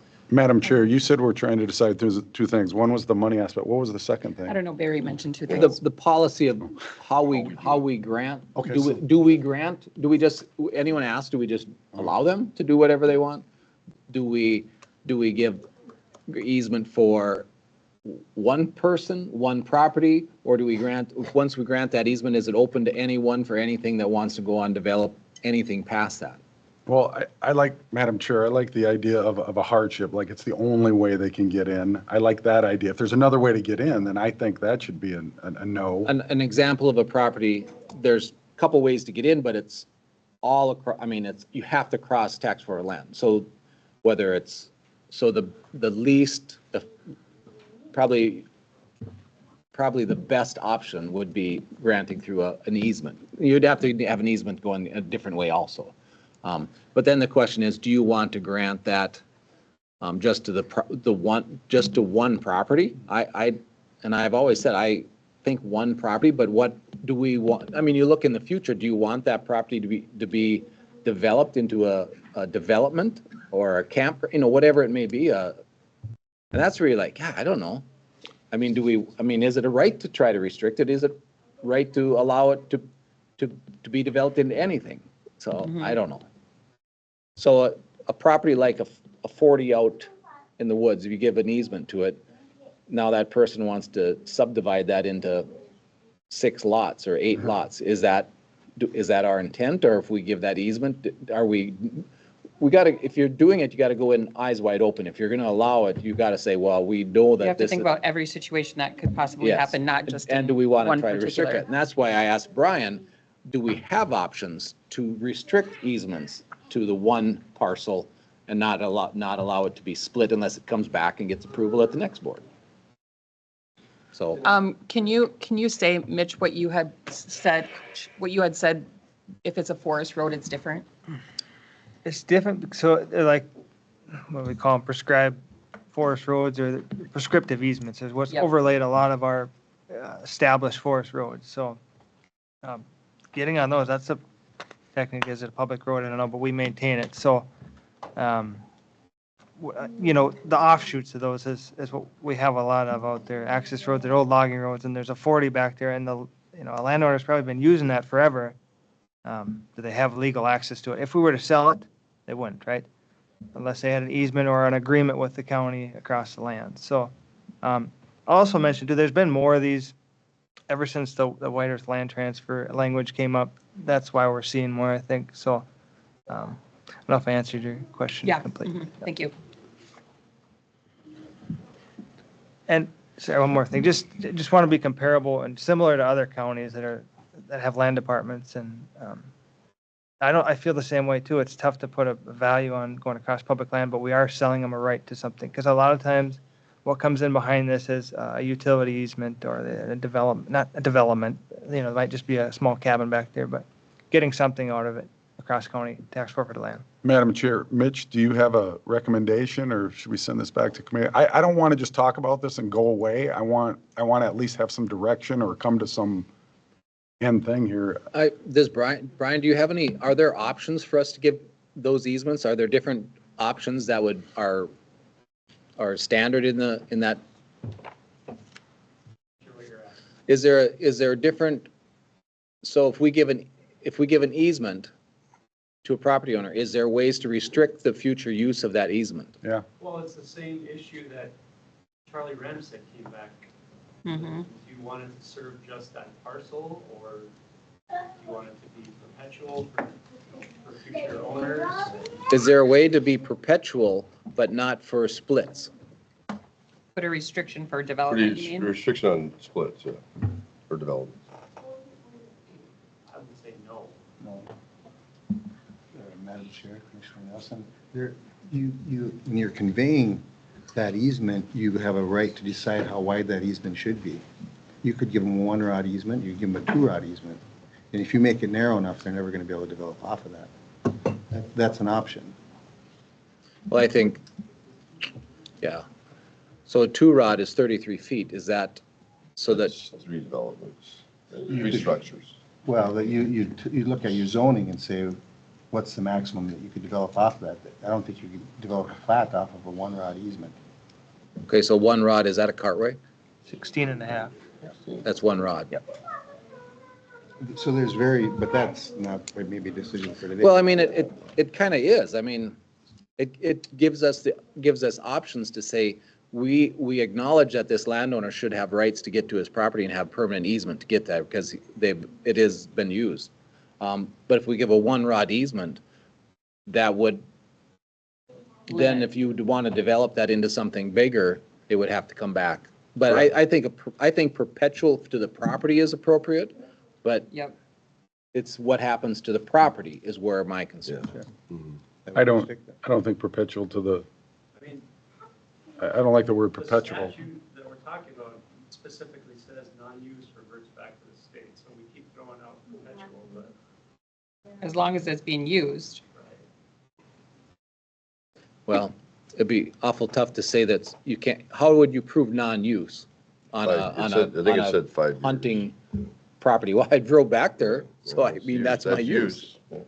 I mean, I think it'd be almost impossible to prove non-use if someone had a property. Yeah. But If I may too, one other option, just reaching out to the other counties, Itasca County has gotten away kind of from more giving out easements and doing a 10-year license to cross tax forfeited land, similar to what the state and federal land folks do, DNR and Forest Service. So that is another option. I don't know what that looks like, but And does that restrict the property owner at all from building their own home, having utilities to their home, making sure that there's a roadway for emergency services? Like, is it the same? I would think it'd be contingent upon the agreement, the license to cross, and I know title companies don't like it because you're not giving them perpetual or permanent Yep. access, but. I don't like that either, because if you're gonna build something, then you tell me in 10 years you're not gonna renew it, that does not Yes. sound good to me. Yep. Happens all the time. I mean, the hangars out at the airport, they're all leased for either longer than 10 years, but the least, we did some in the township. People wanted to build, leased it for 25 years. I don't know what's going to happen in 25 years, but I was originally like you, but the county's giving something up. Perpetually does not Yeah, enthuse but me. it's giving up county property, and county property is owned by the public, really. I mean, so it's giving up, and I don't have a problem helping people get to their property. I'm like Barry, though. I'm concerned about a development that, and I don't know that I should be, but I am, because there's, somebody else has got property up there, and you could, I'd be upset if somebody developed, So, Madam Chair, can we make a decision on the charge for this today and then work on the policy?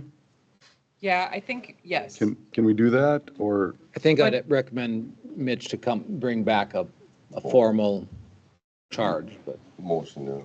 Fee schedule and maybe different options for what we could.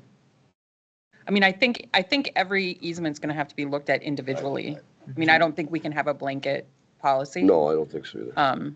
But Roger, did you have something? I got one more question on the township says no, and who polices that if you give the easement that they're not running all over the place? Is law enforcement gonna get involved in that? The Well, this- township don't like it. Is this for more than just public, what Roger's referring to, is this for more than just, like, This is what he's after here, to the easement, but you're after the fee.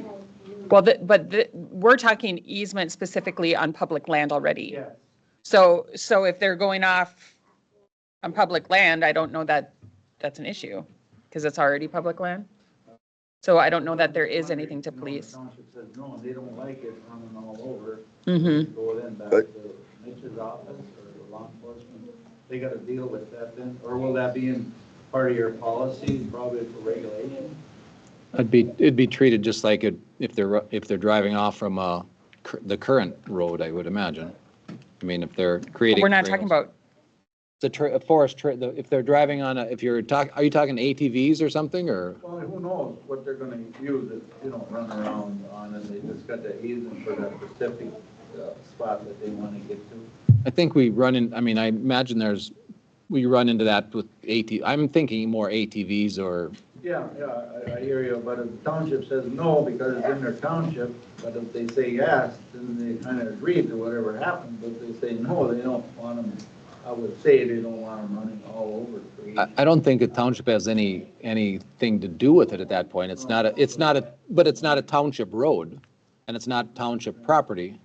And it's So- not private property, so we don't have a private owner that would be I think upset about. On all tax Okay, forfeit land, we have They a, did mention you gotta go to the township, they started at the auditor first, correct?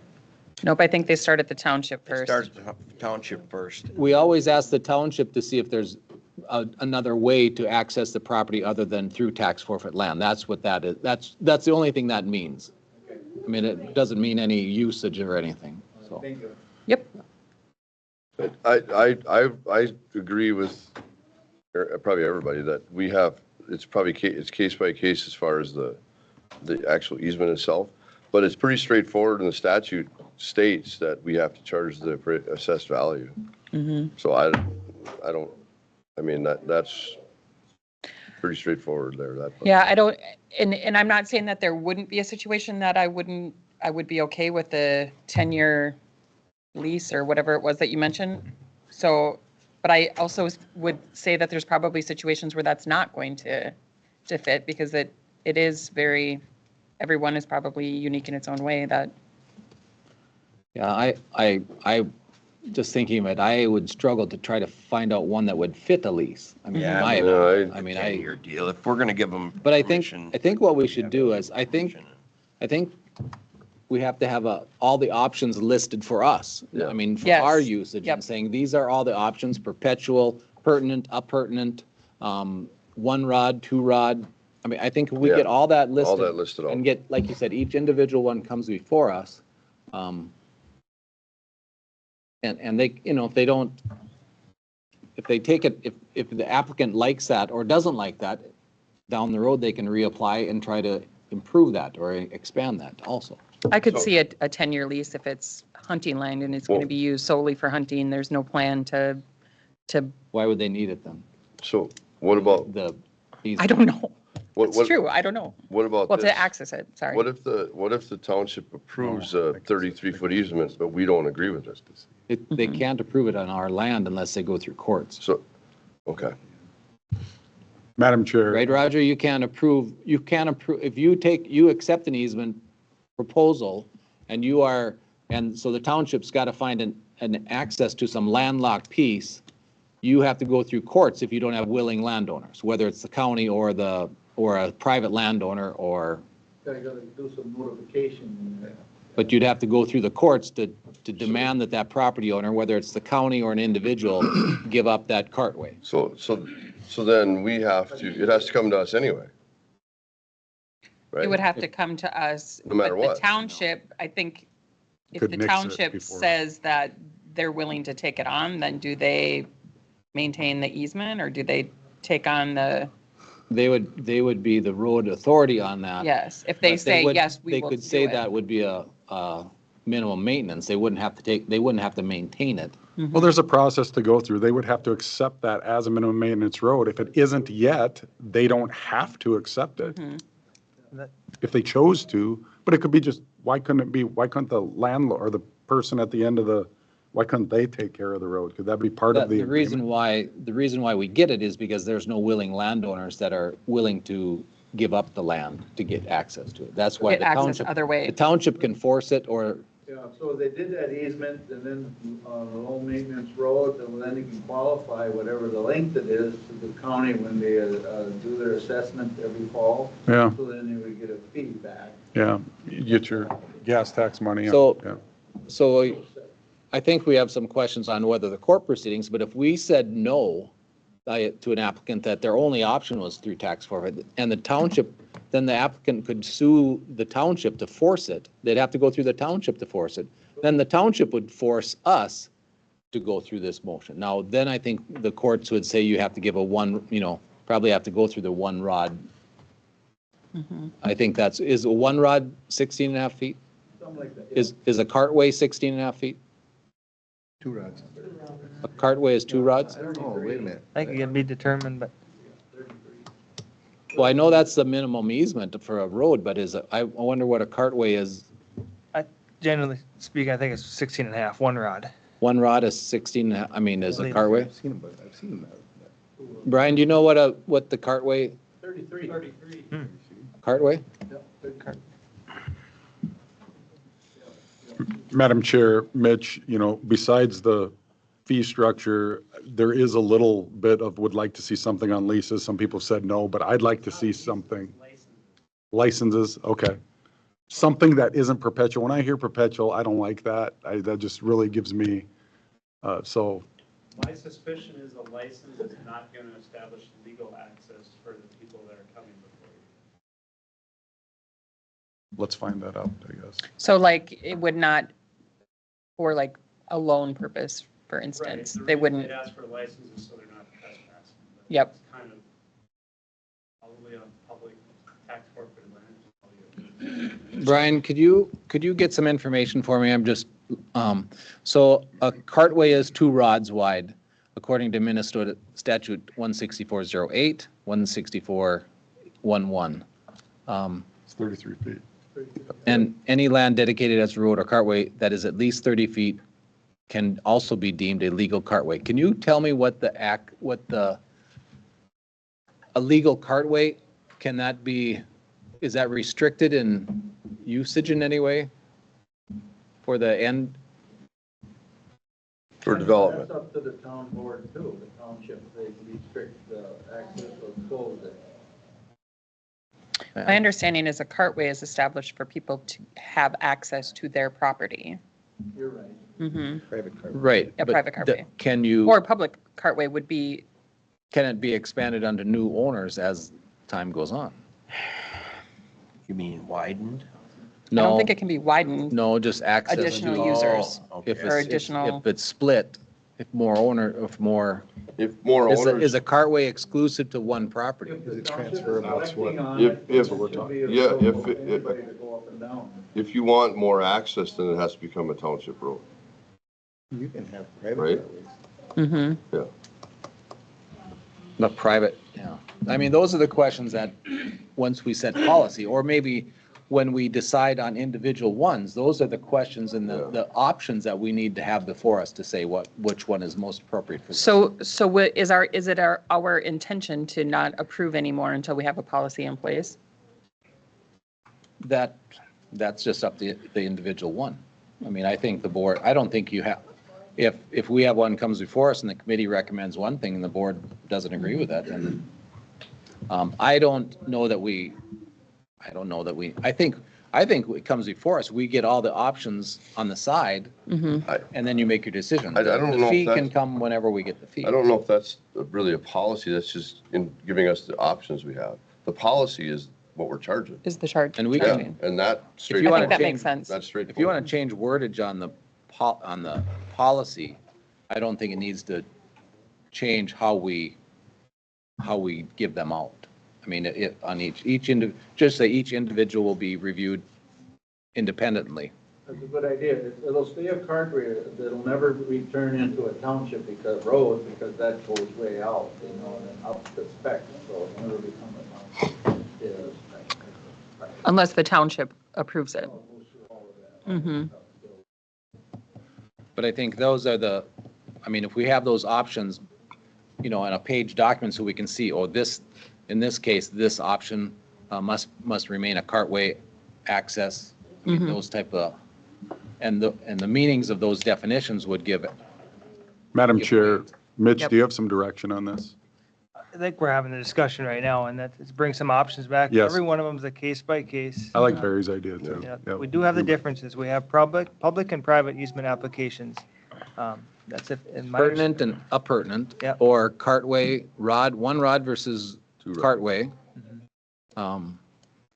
I think and this is where Brian we'd ask, what, if we can do a 1 rod, or if it's minimum 2 rods, and if we do a cartway, does that allow access to new properties that if on a lot splits?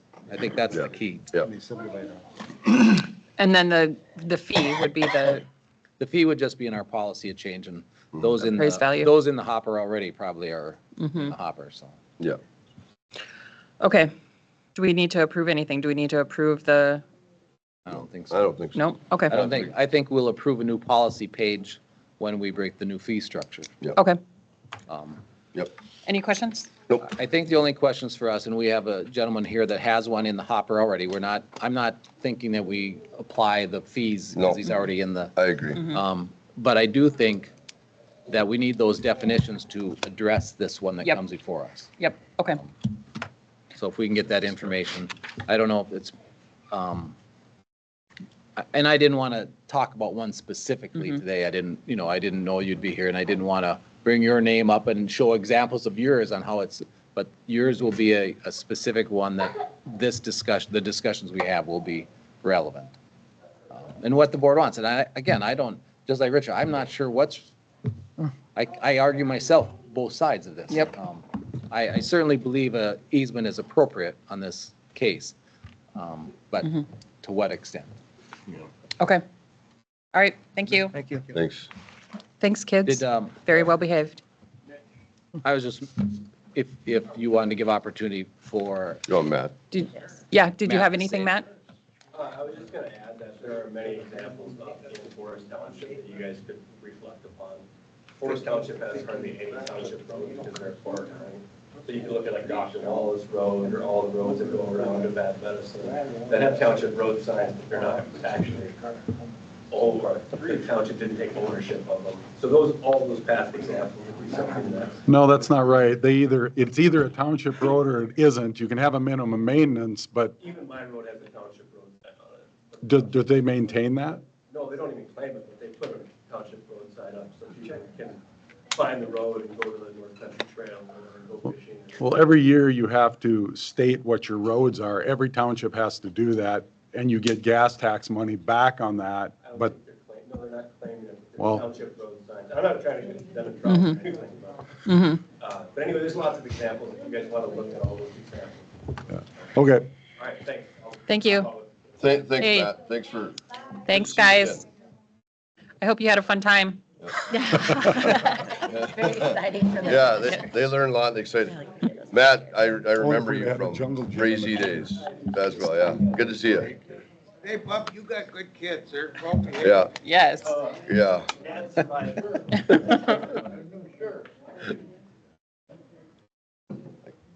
All right. Okay, You want me to continue on? yes, back to the whatever you were on next. Okay, where was I? thank you, Carrie, for being so understanding. Yes, you're welcome. Oh, you're not Madam, done yet, Carrie?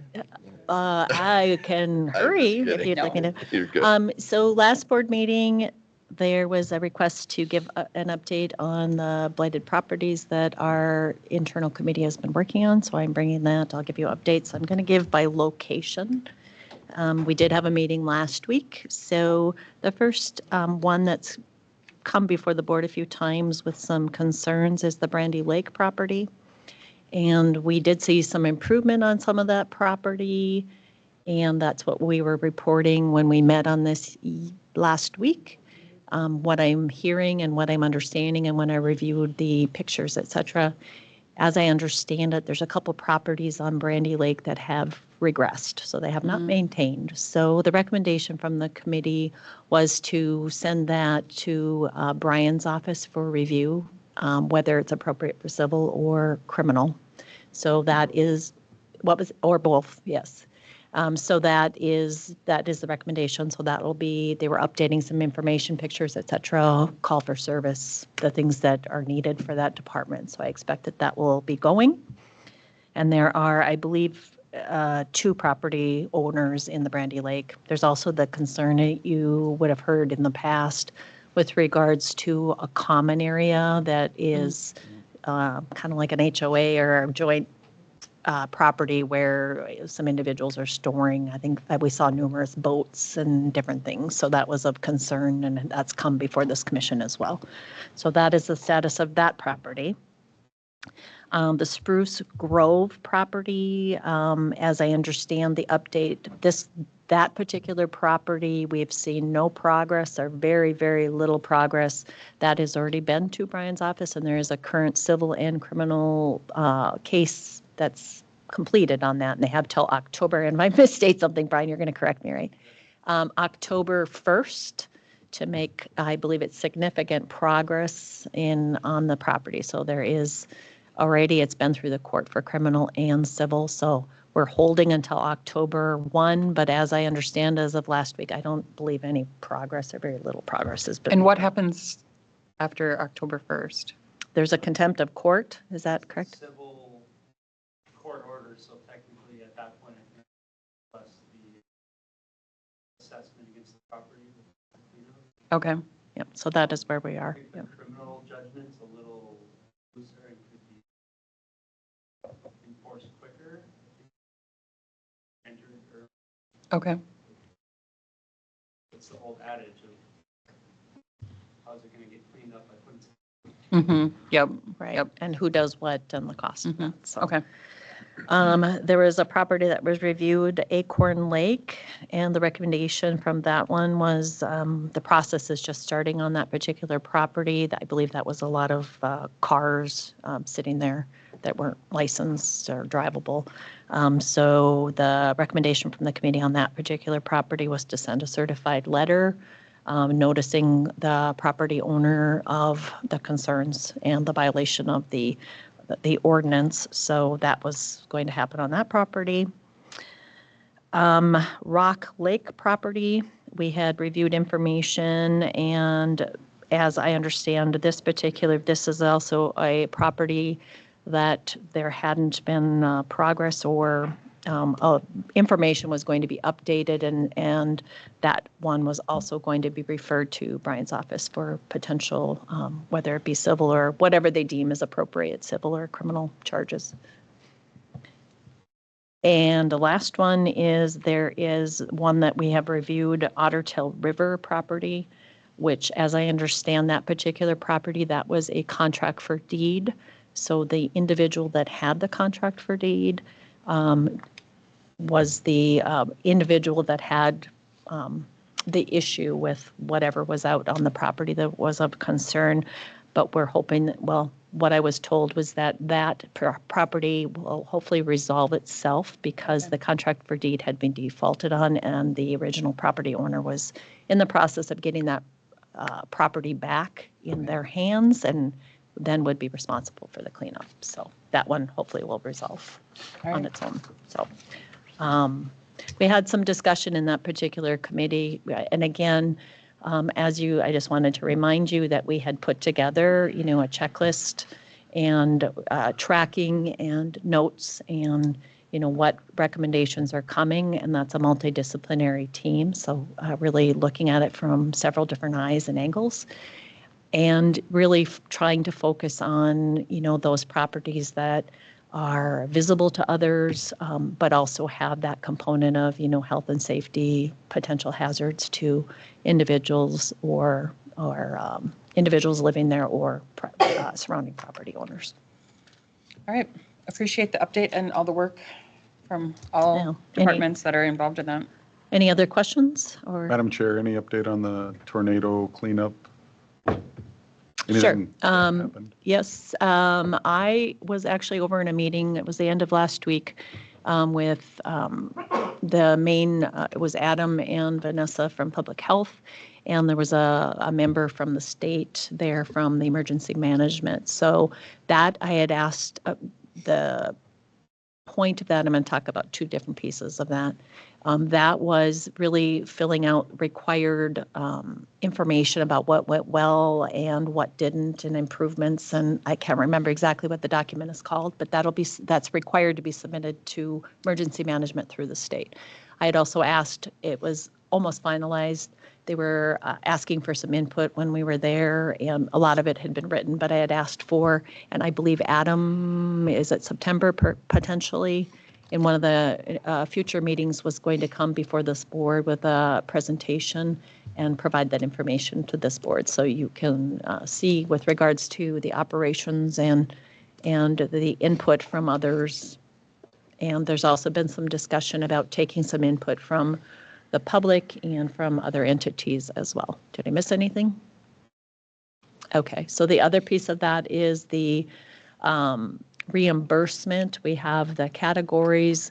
We have a lot of things put together. I believe we were waiting for some outside entities still to submit their information to us, and then we will package that and send that on. As some of you were aware when you met here with state people with regards to what's reimbursable and what isn't. I just want to make sure that we have absolutely everything put together potentially that we could get reimbursed for. Madam Chair, so the number that I had seen was about 300,000 in reimbursable stuff. Is that number changed or is that about the same? That would be what we had, and that's what I recall as well. But we were waiting on, and again, I don't know if it was contractors. There was a couple of entities that I knew we did not receive things from, and that may have changed, and Adam may have gotten that. I just haven't seen that. Okay, thank you. But yes, that figure is pretty close.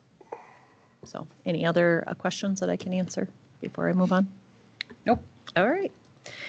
The last item that I have, and this has been discussed through different committees at different points, this is a request to transfer payroll, and I have functions in here, and I was asked about this yesterday, and I just want to make it clear that the intent is we're not taking over the functions. We are taking or are requesting in HR administration to have the full position relocated under human resources.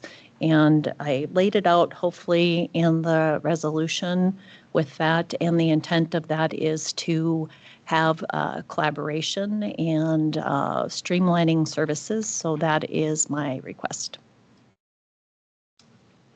Madam Chair, just to confirm, this doesn't change any pay grade or pay for any of the, there's no change of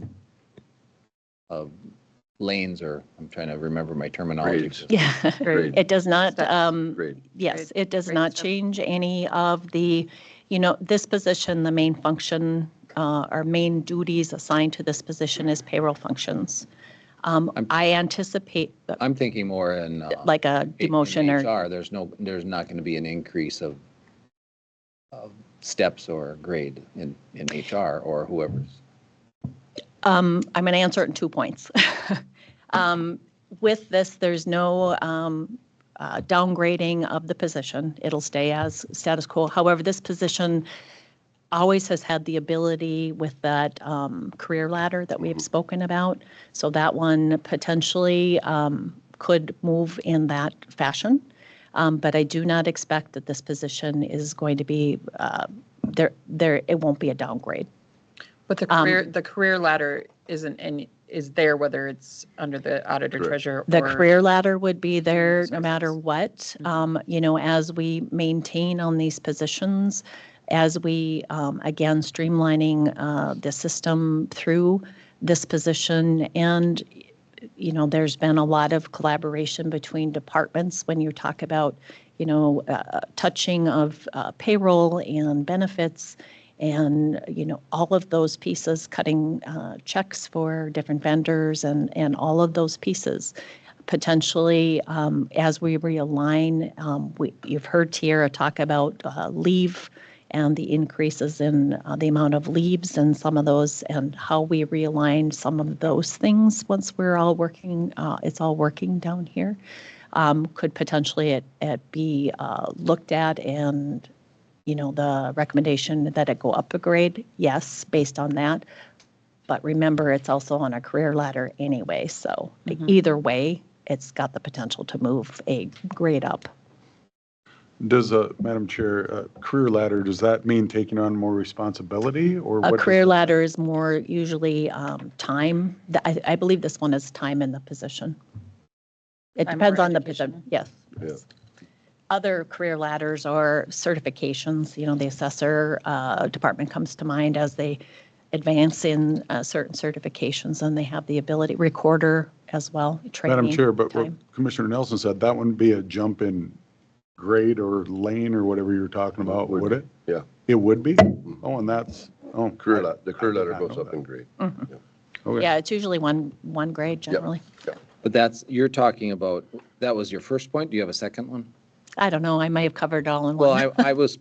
I mean, if that happens in the payroll itself, that's regardless where it would be. But I'm asking more specifically in the HR department. Would that increase HR departments with more duties? Does that increase that position? Oh, no, I see what you're saying. The HR department HR head. Okay, I think I know what you're, and I thought I answered this, but I'll try again. I think potentially if we're seeing and they're, realigning HR duties, I think is what you're asking, potentially that could raise the grade in this position. I'm thinking 1 grade is what I would anticipate, but it has the potential to raise 1 anyway with the ladder. Well, Are I think you what he's speaking- asking is the HR Oh, department chair. I didn't want to use a I'm sorry, name. I'm sorry, I missed the point. Yeah. Try again. Okay, I'm going to try one more time. No. Okay, that's what I, Okay. Okay, yeah. that was my original. Sorry. Wow, that was a very long, I apologize. I was completely missing the Tara, boat did there. you know what I was asking? Oh, okay. I did. Why didn't you help I me? know what you're asking. I thought you were talking about, I was talking about this position specifically. I missed the boat, sorry. No. Okay, thank you. Okay, so any other discussion on resolution 08262B Or not to be. or not to be? To be or not to be? If not, I would entertain a motion or, I'll make a motion to approve 2B. I'll I heard second. it. All right, I have a motion and a second. Any further discussion? If I may, Madam Chair, I just wanted to clarify, I know I've been asked on the timeline on this. I don't see a reason why we wouldn't move this forward. I would anticipate even looking at perhaps next week. Okay. But I did not purposely, again, this has been talked about at several different stages for a period of time, so I did not put a date on here just because I wasn't sure. Yeah, think I the don't know board that we need a acknowledges date. that we are moving as applicable. Yep, I agree. Yep. Okay. Any further discussion? Otherwise, all those in favor say aye. Aye. Opposed? Motion carried. All right, anything else, Carrie? No. All right. Are we ready to move on to human resources? Yes. Okay. Come on up, Tiara.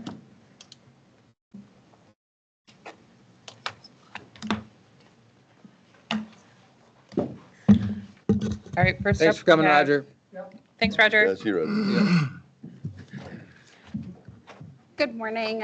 First item that I have before you is Resolution 08262A. Reason that the sheriff is also sitting here is as this does affect his department. So within the last 2 months, I had brought forward a resolution to get any qualifications to be able to put in place an exemption under FLSA Section 7B2.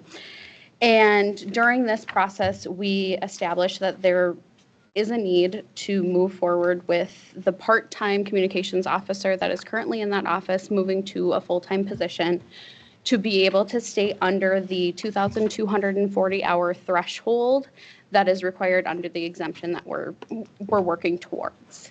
In your packet, there is the cost analysis for this as well as what the hours are for the people that are currently in full-time positions by the end of the year.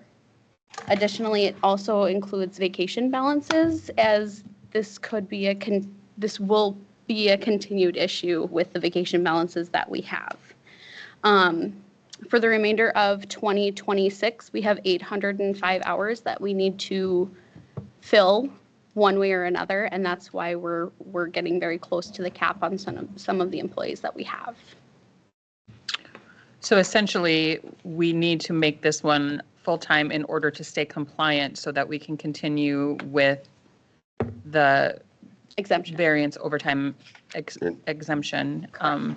And my understanding is this is how the communications officers would prefer it, that doing it so that they continue with the 12-hour shifts versus 8-hour shifts that might, so like everybody is okay with it. Correct. And yes. if we don't do this, we're gonna have a big problem, and some people are going to go over 2,240 hours.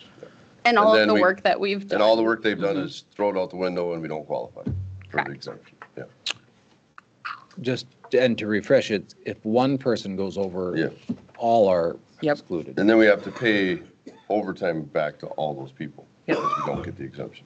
And I think I want to bring up to, I discussed at committee level, the other option is to not have the hours of dispatch doubled up at all times. And you take and we reviewed that.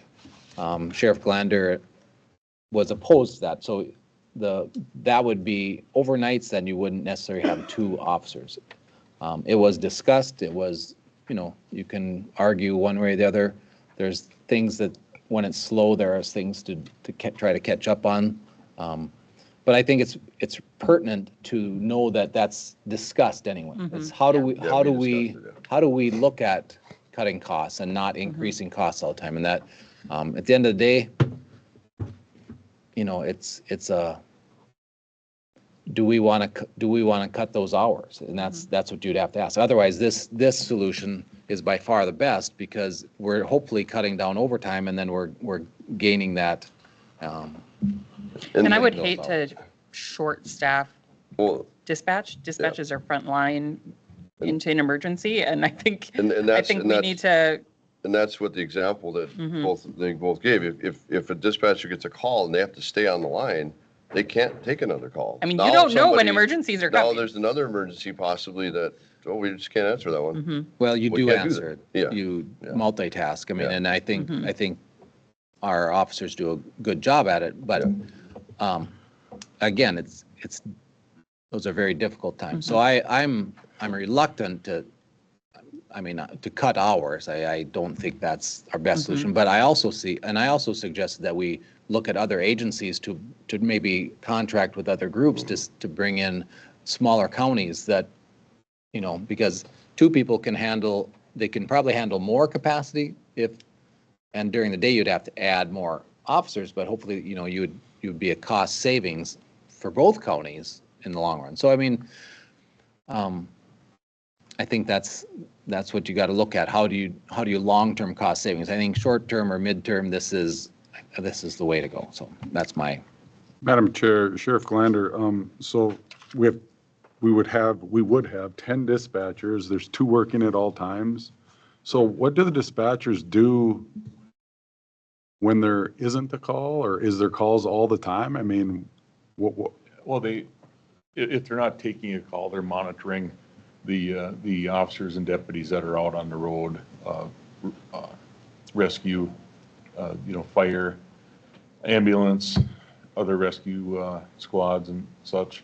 Plus, they also have paperwork that they have to do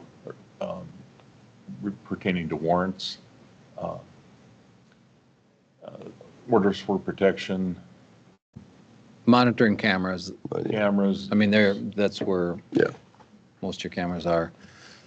The good description is it's either mundane, boring as heck, or mass chaos when you have, because it does seem that you have, when you have an accident out on Highway 10, you probably get 20 calls in 5 minutes. Everyone's reporting it, and so. And I did talk about this a few months ago, but we had just one call, for example. There was a young boy who went into cardiac arrest. We had one communications officer that stayed on the line with mom and sister to the child, while the other one was paging out different agencies. The one that stayed on the line was able to tell the responding or the pre-med person how close the ambulance was. So that they work in conjunction with each other at all times. And I can tell you, since cell phones, and I know it's been a long time ago now, but that has increased our calls that we take in that dispatch center. I think of another example is an accident we had a couple years ago where the dispatch, it was a similar situation where I think it was Life 360 set off the alert, and the dispatcher could tell that it was legit because they could hear the breathing or something, I believe it was. So, I think they do have a very, very important job, and it is much more than just answering phone calls. And fires, I don't want to forget about fires, especially when you have several agencies working one fire. It can be very chaotic. Mm-hmm. So, Madam Chair, I'd make a motion to approve 82628. I'll All right. second. All right, I have a motion and second. Any further discussion? All those in favor say aye. Aye. Opposed? Motion carried. Thank you. Thanks, Sheriff. Thanks. The second item that I have before you is Resolution 08262C. Todd, This internal? is is that position just internal?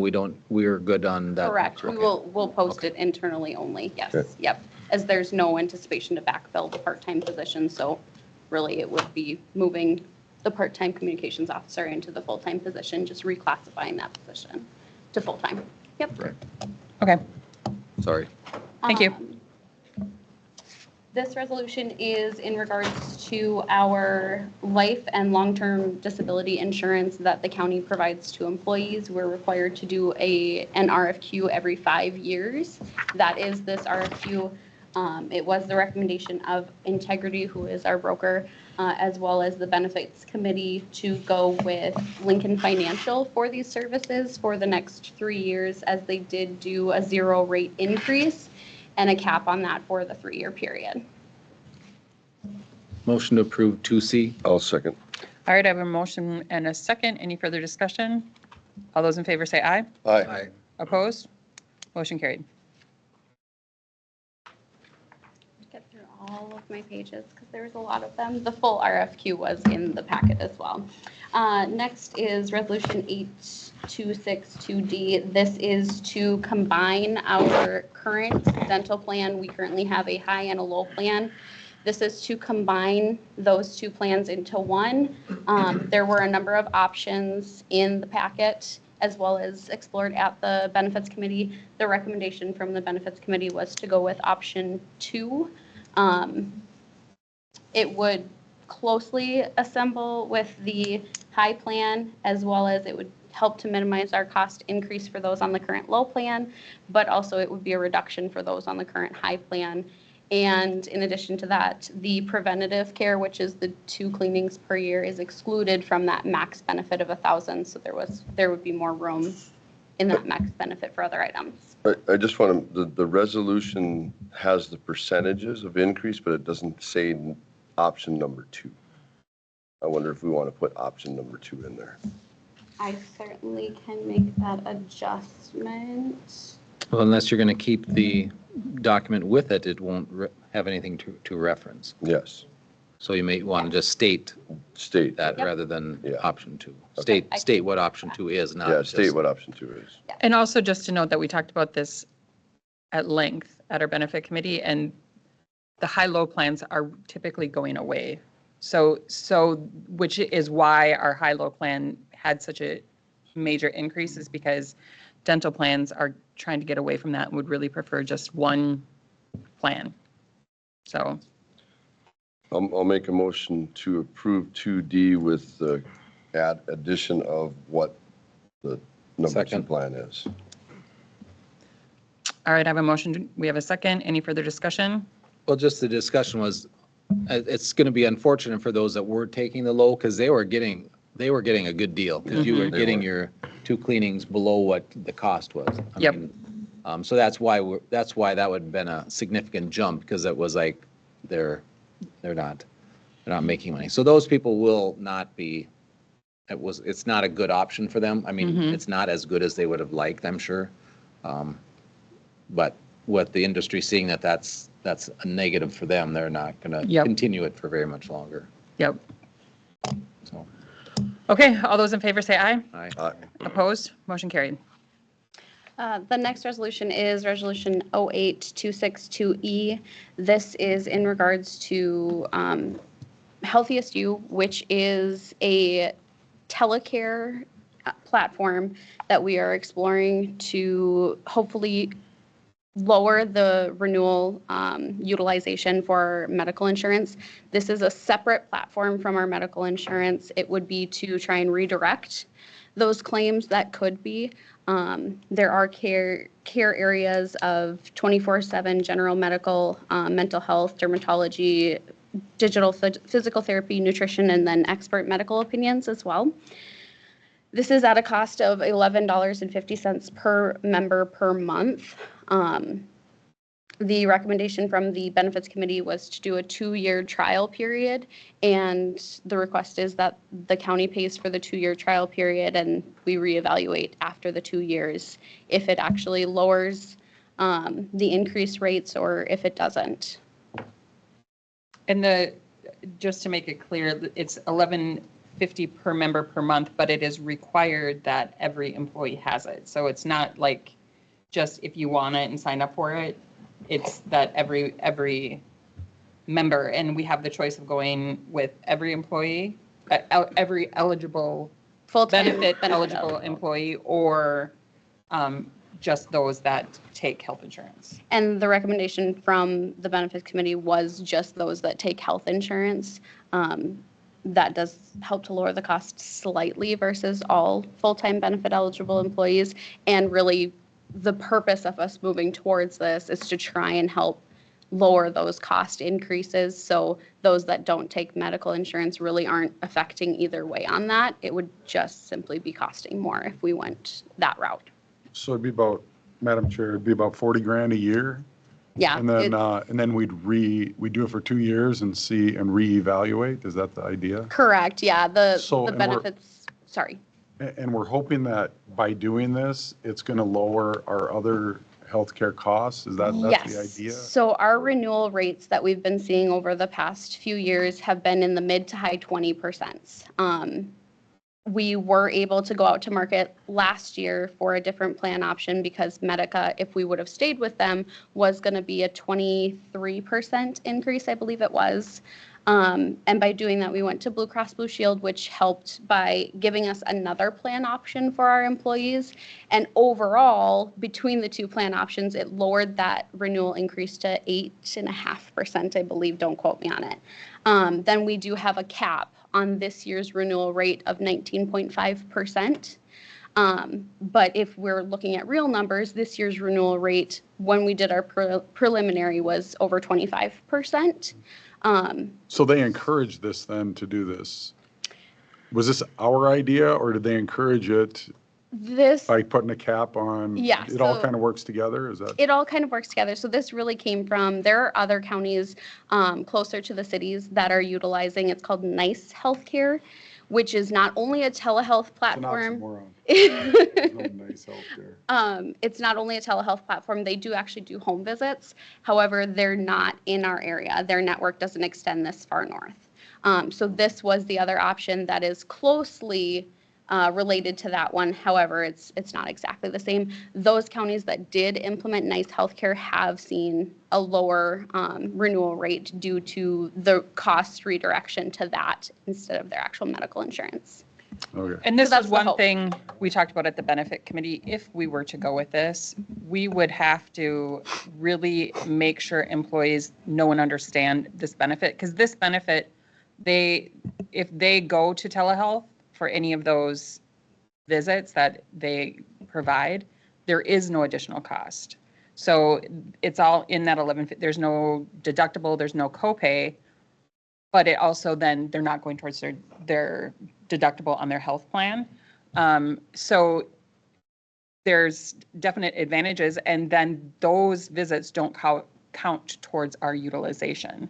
So if this were to work, we need to, it would take all employees to use it. Yep. Madam Chair, I struggle with this. I don't think I can support us forking out the money. And I think it was brought up in Benefits Committee also that we're not utilizing the benefits that we have in our current policy, in our current healthcare, that we have things that our employees aren't taking advantage of now that could do some of the same things. Madam Chair, Commissioner Nelson, give me an idea of what that is. Well, what are some of the things in healthcare that are in what is mental provided health? that isn't used? So one of the items that we did have in the survey that was sent out to all employees, because we did a survey to explore all of these different options, we did talk about the current telehealth utilization through Blue Cross Blue Shield.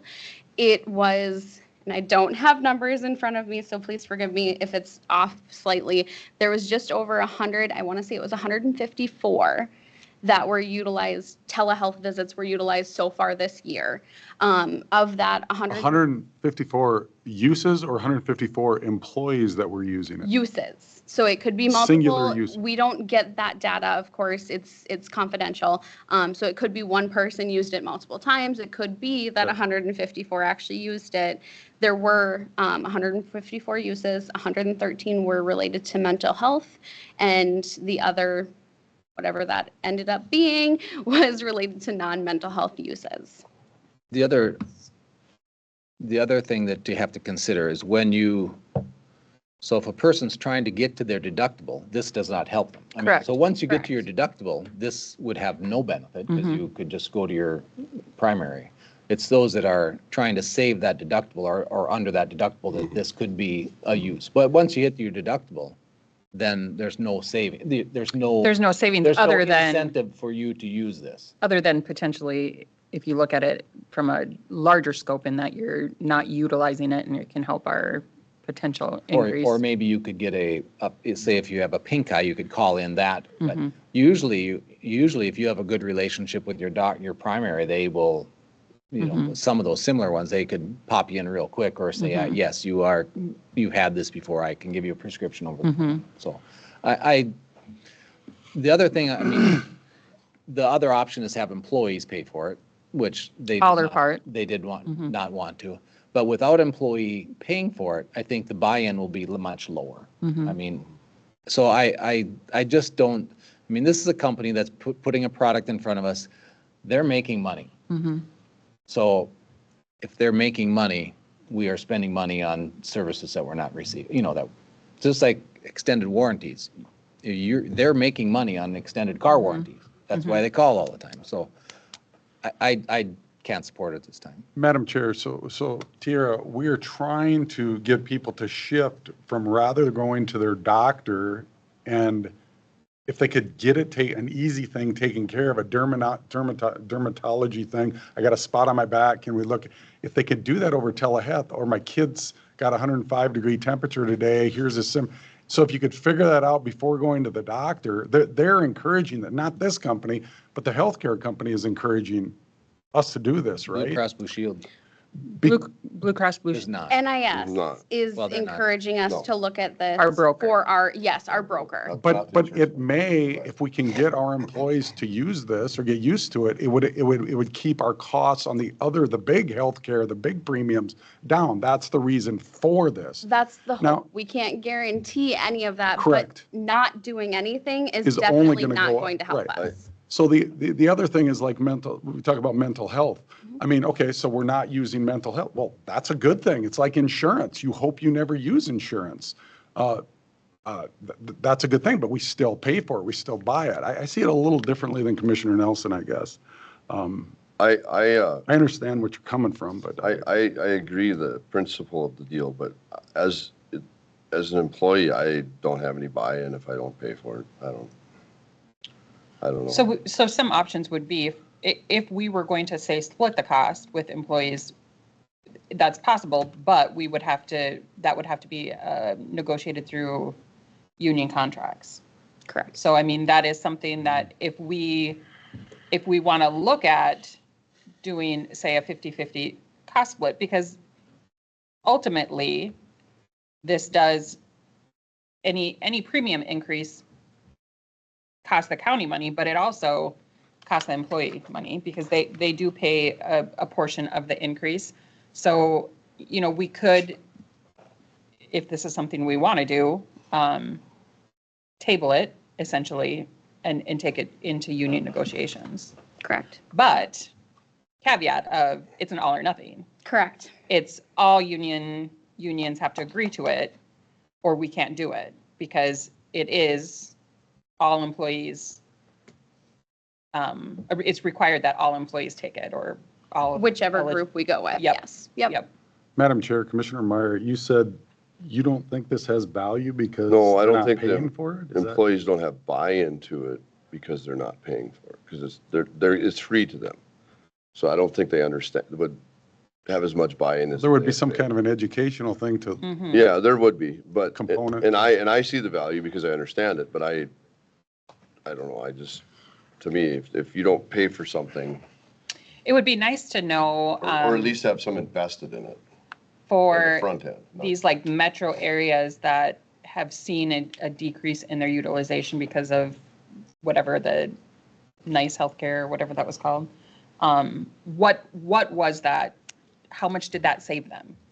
Yeah, I can ask that question. I mean, I if know we of a can- few different counties that utilized it Yeah. and said they had a drop. I mean, again, we- Not that there wasn't a renewal increase. Yes. It was just less than what they had anticipated with having this as an option. And that would really be, if we went down this path, I don't believe we'd ever get to the point where there's not a renewal increase at all. It would just hopefully be less than the mid to upper 20%. Madam Chair, I'll move to approve Resolution 8262E. With the county paying all of it? That's what the motion, that's what the. That's. Yeah, that's what yes. the resolution is. The trial for 2 years, yeah.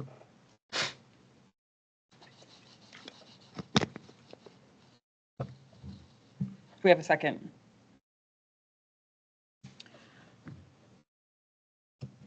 Since there's no second, Motion dies. motion dies. However, I'm not ready to say no to this in general. I think it would be good to bring this to the union negotiations to see what can be negotiated with that, with the caveat of it would have to be agreed by all.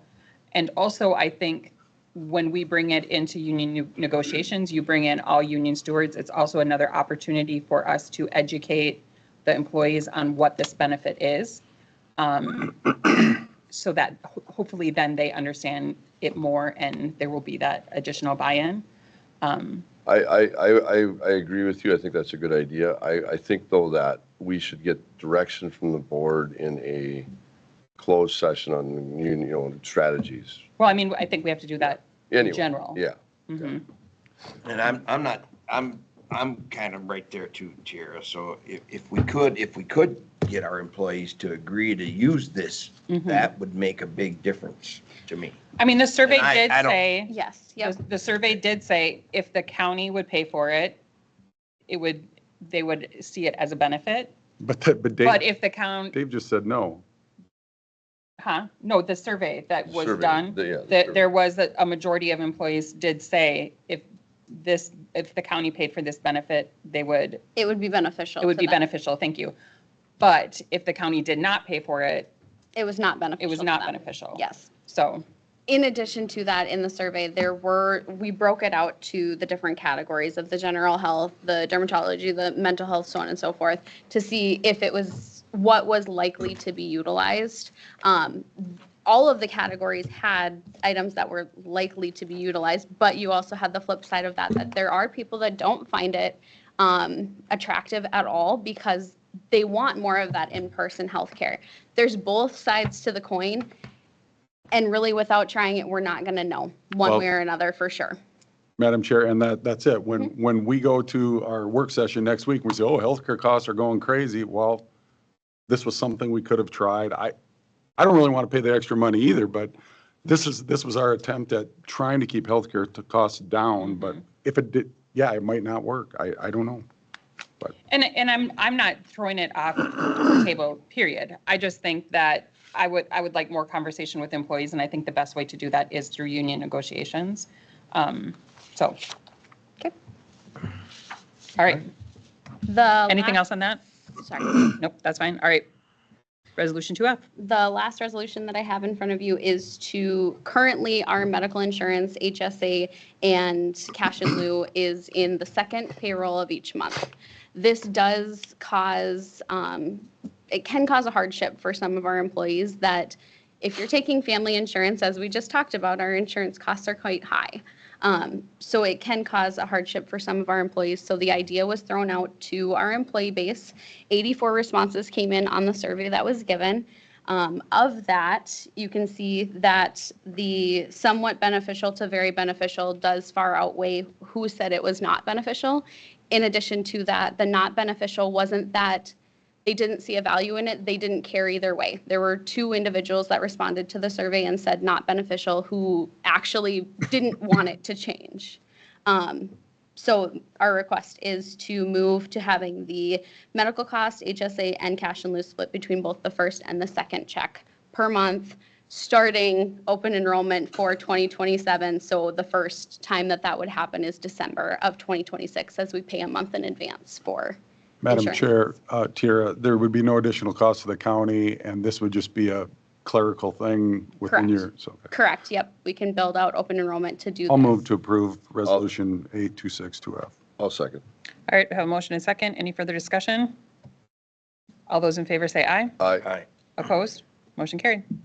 Thank you. All right, thanks, Tiara. All right, Did your foot fall asleep? Sitting there for so long. My water pants today. I need all the help I can get.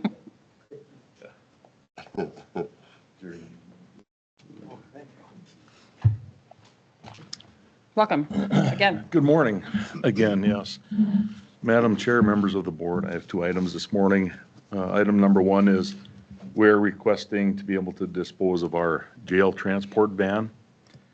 It is a 2018 Ford Transit van with approximately 20,000 miles on it. It has a secure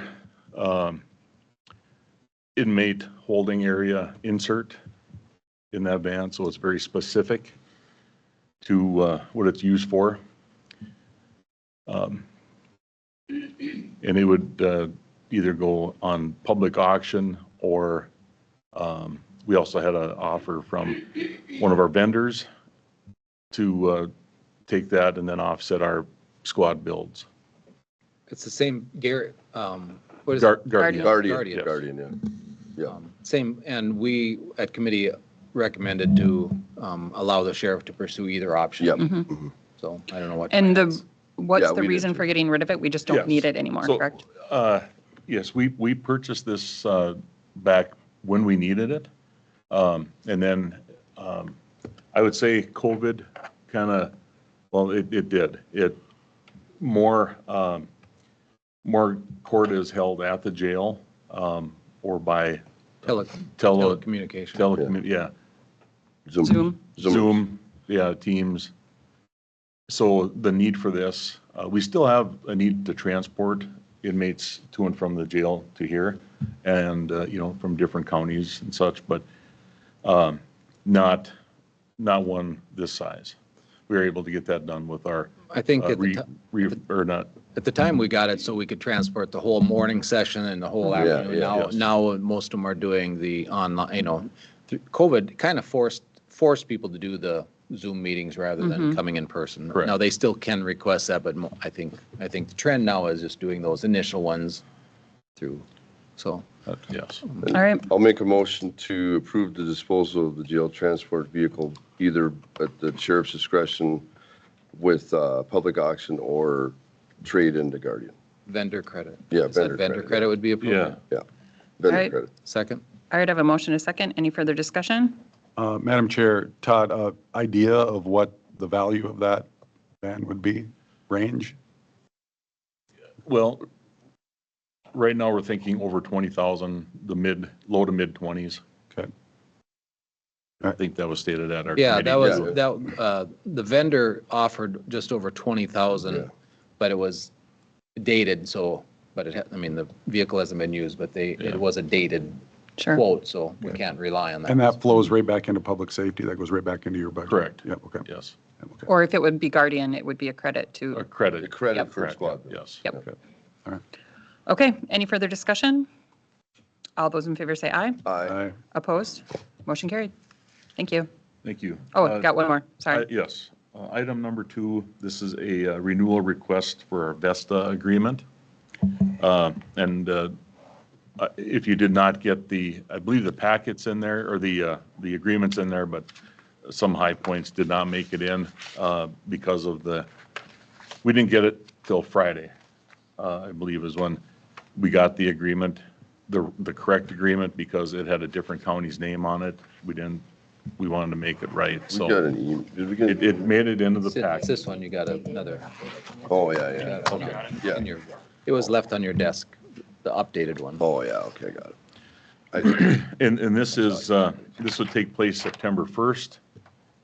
So I don't know if some of you remember the last agreement was 5 years ago.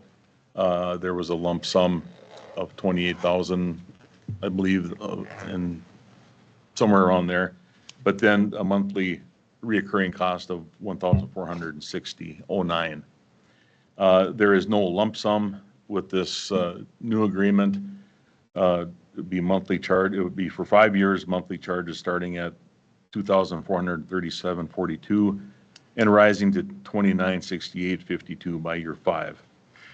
This initially came in at over $212,000, but we were able to negotiate that down Now he takes to. credit. No, He didn't want. It wasn't we before. Negotiated down to 162, 755.36. So that's quite a savings. Thank you for that. And this can be paid out of our 911 funds. And it's the same product. So basically this is a renewal, but no lump sum this time. So if you would have probably included the lump sum in a payout, it probably wouldn't increase this much. So it's not as big as it looks on paper because that lump sum isn't included in the initial. So there's no lump sum initial payment for the start of this contract. And the startup sum, I think, was 28,000. And it does include upgraded equipment as well.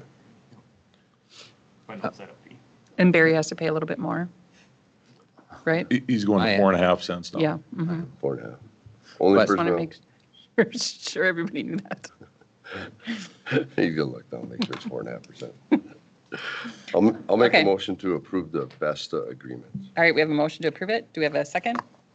second, All those any further discussion? just the discussion, if this would have been this is a renewal, so this wouldn't even be here if it would have fallen under a certain dollar amount. Yeah. And I think we would be close to that if you would cancel out that initial payment. So this is just unfortunately, the budget hit is a little bit higher than what we'd like. Sure. Okay. All right. All those in favor say aye. Aye. Opposed? Motion carried. Thank Todd, you. before you leave, Thank I was looking through the budget to actual midway through the year, half year, and since we always jump you on expenses, I noticed that prisoner boarding was way up, not the federal, the prisoner boarding. Yes, that's correct. We are accepting another county who's going through a construction build. We are taking those prisoners as well. So it's short term. Yes, That isn't something that, okay, Correct. unfortunately, yes. Yeah. yeah. Yeah. Okay. How many additional prisoners did that add to our guesstimate? 5, 10, 1? I believe it's around 10. Okay. And it's more gender specific with what we are accepting. When will their project, Hubbard County's project, be completed? And I honestly don't know. Okay. I'm All not right. sure on that. thank you. Yeah, thank you. Okay. Any other business? All right. Meeting is adjourned. Thank you. Thank you. We're ready to adjourn already? Yeah. I mean, already it's 10 to 11. Well, no,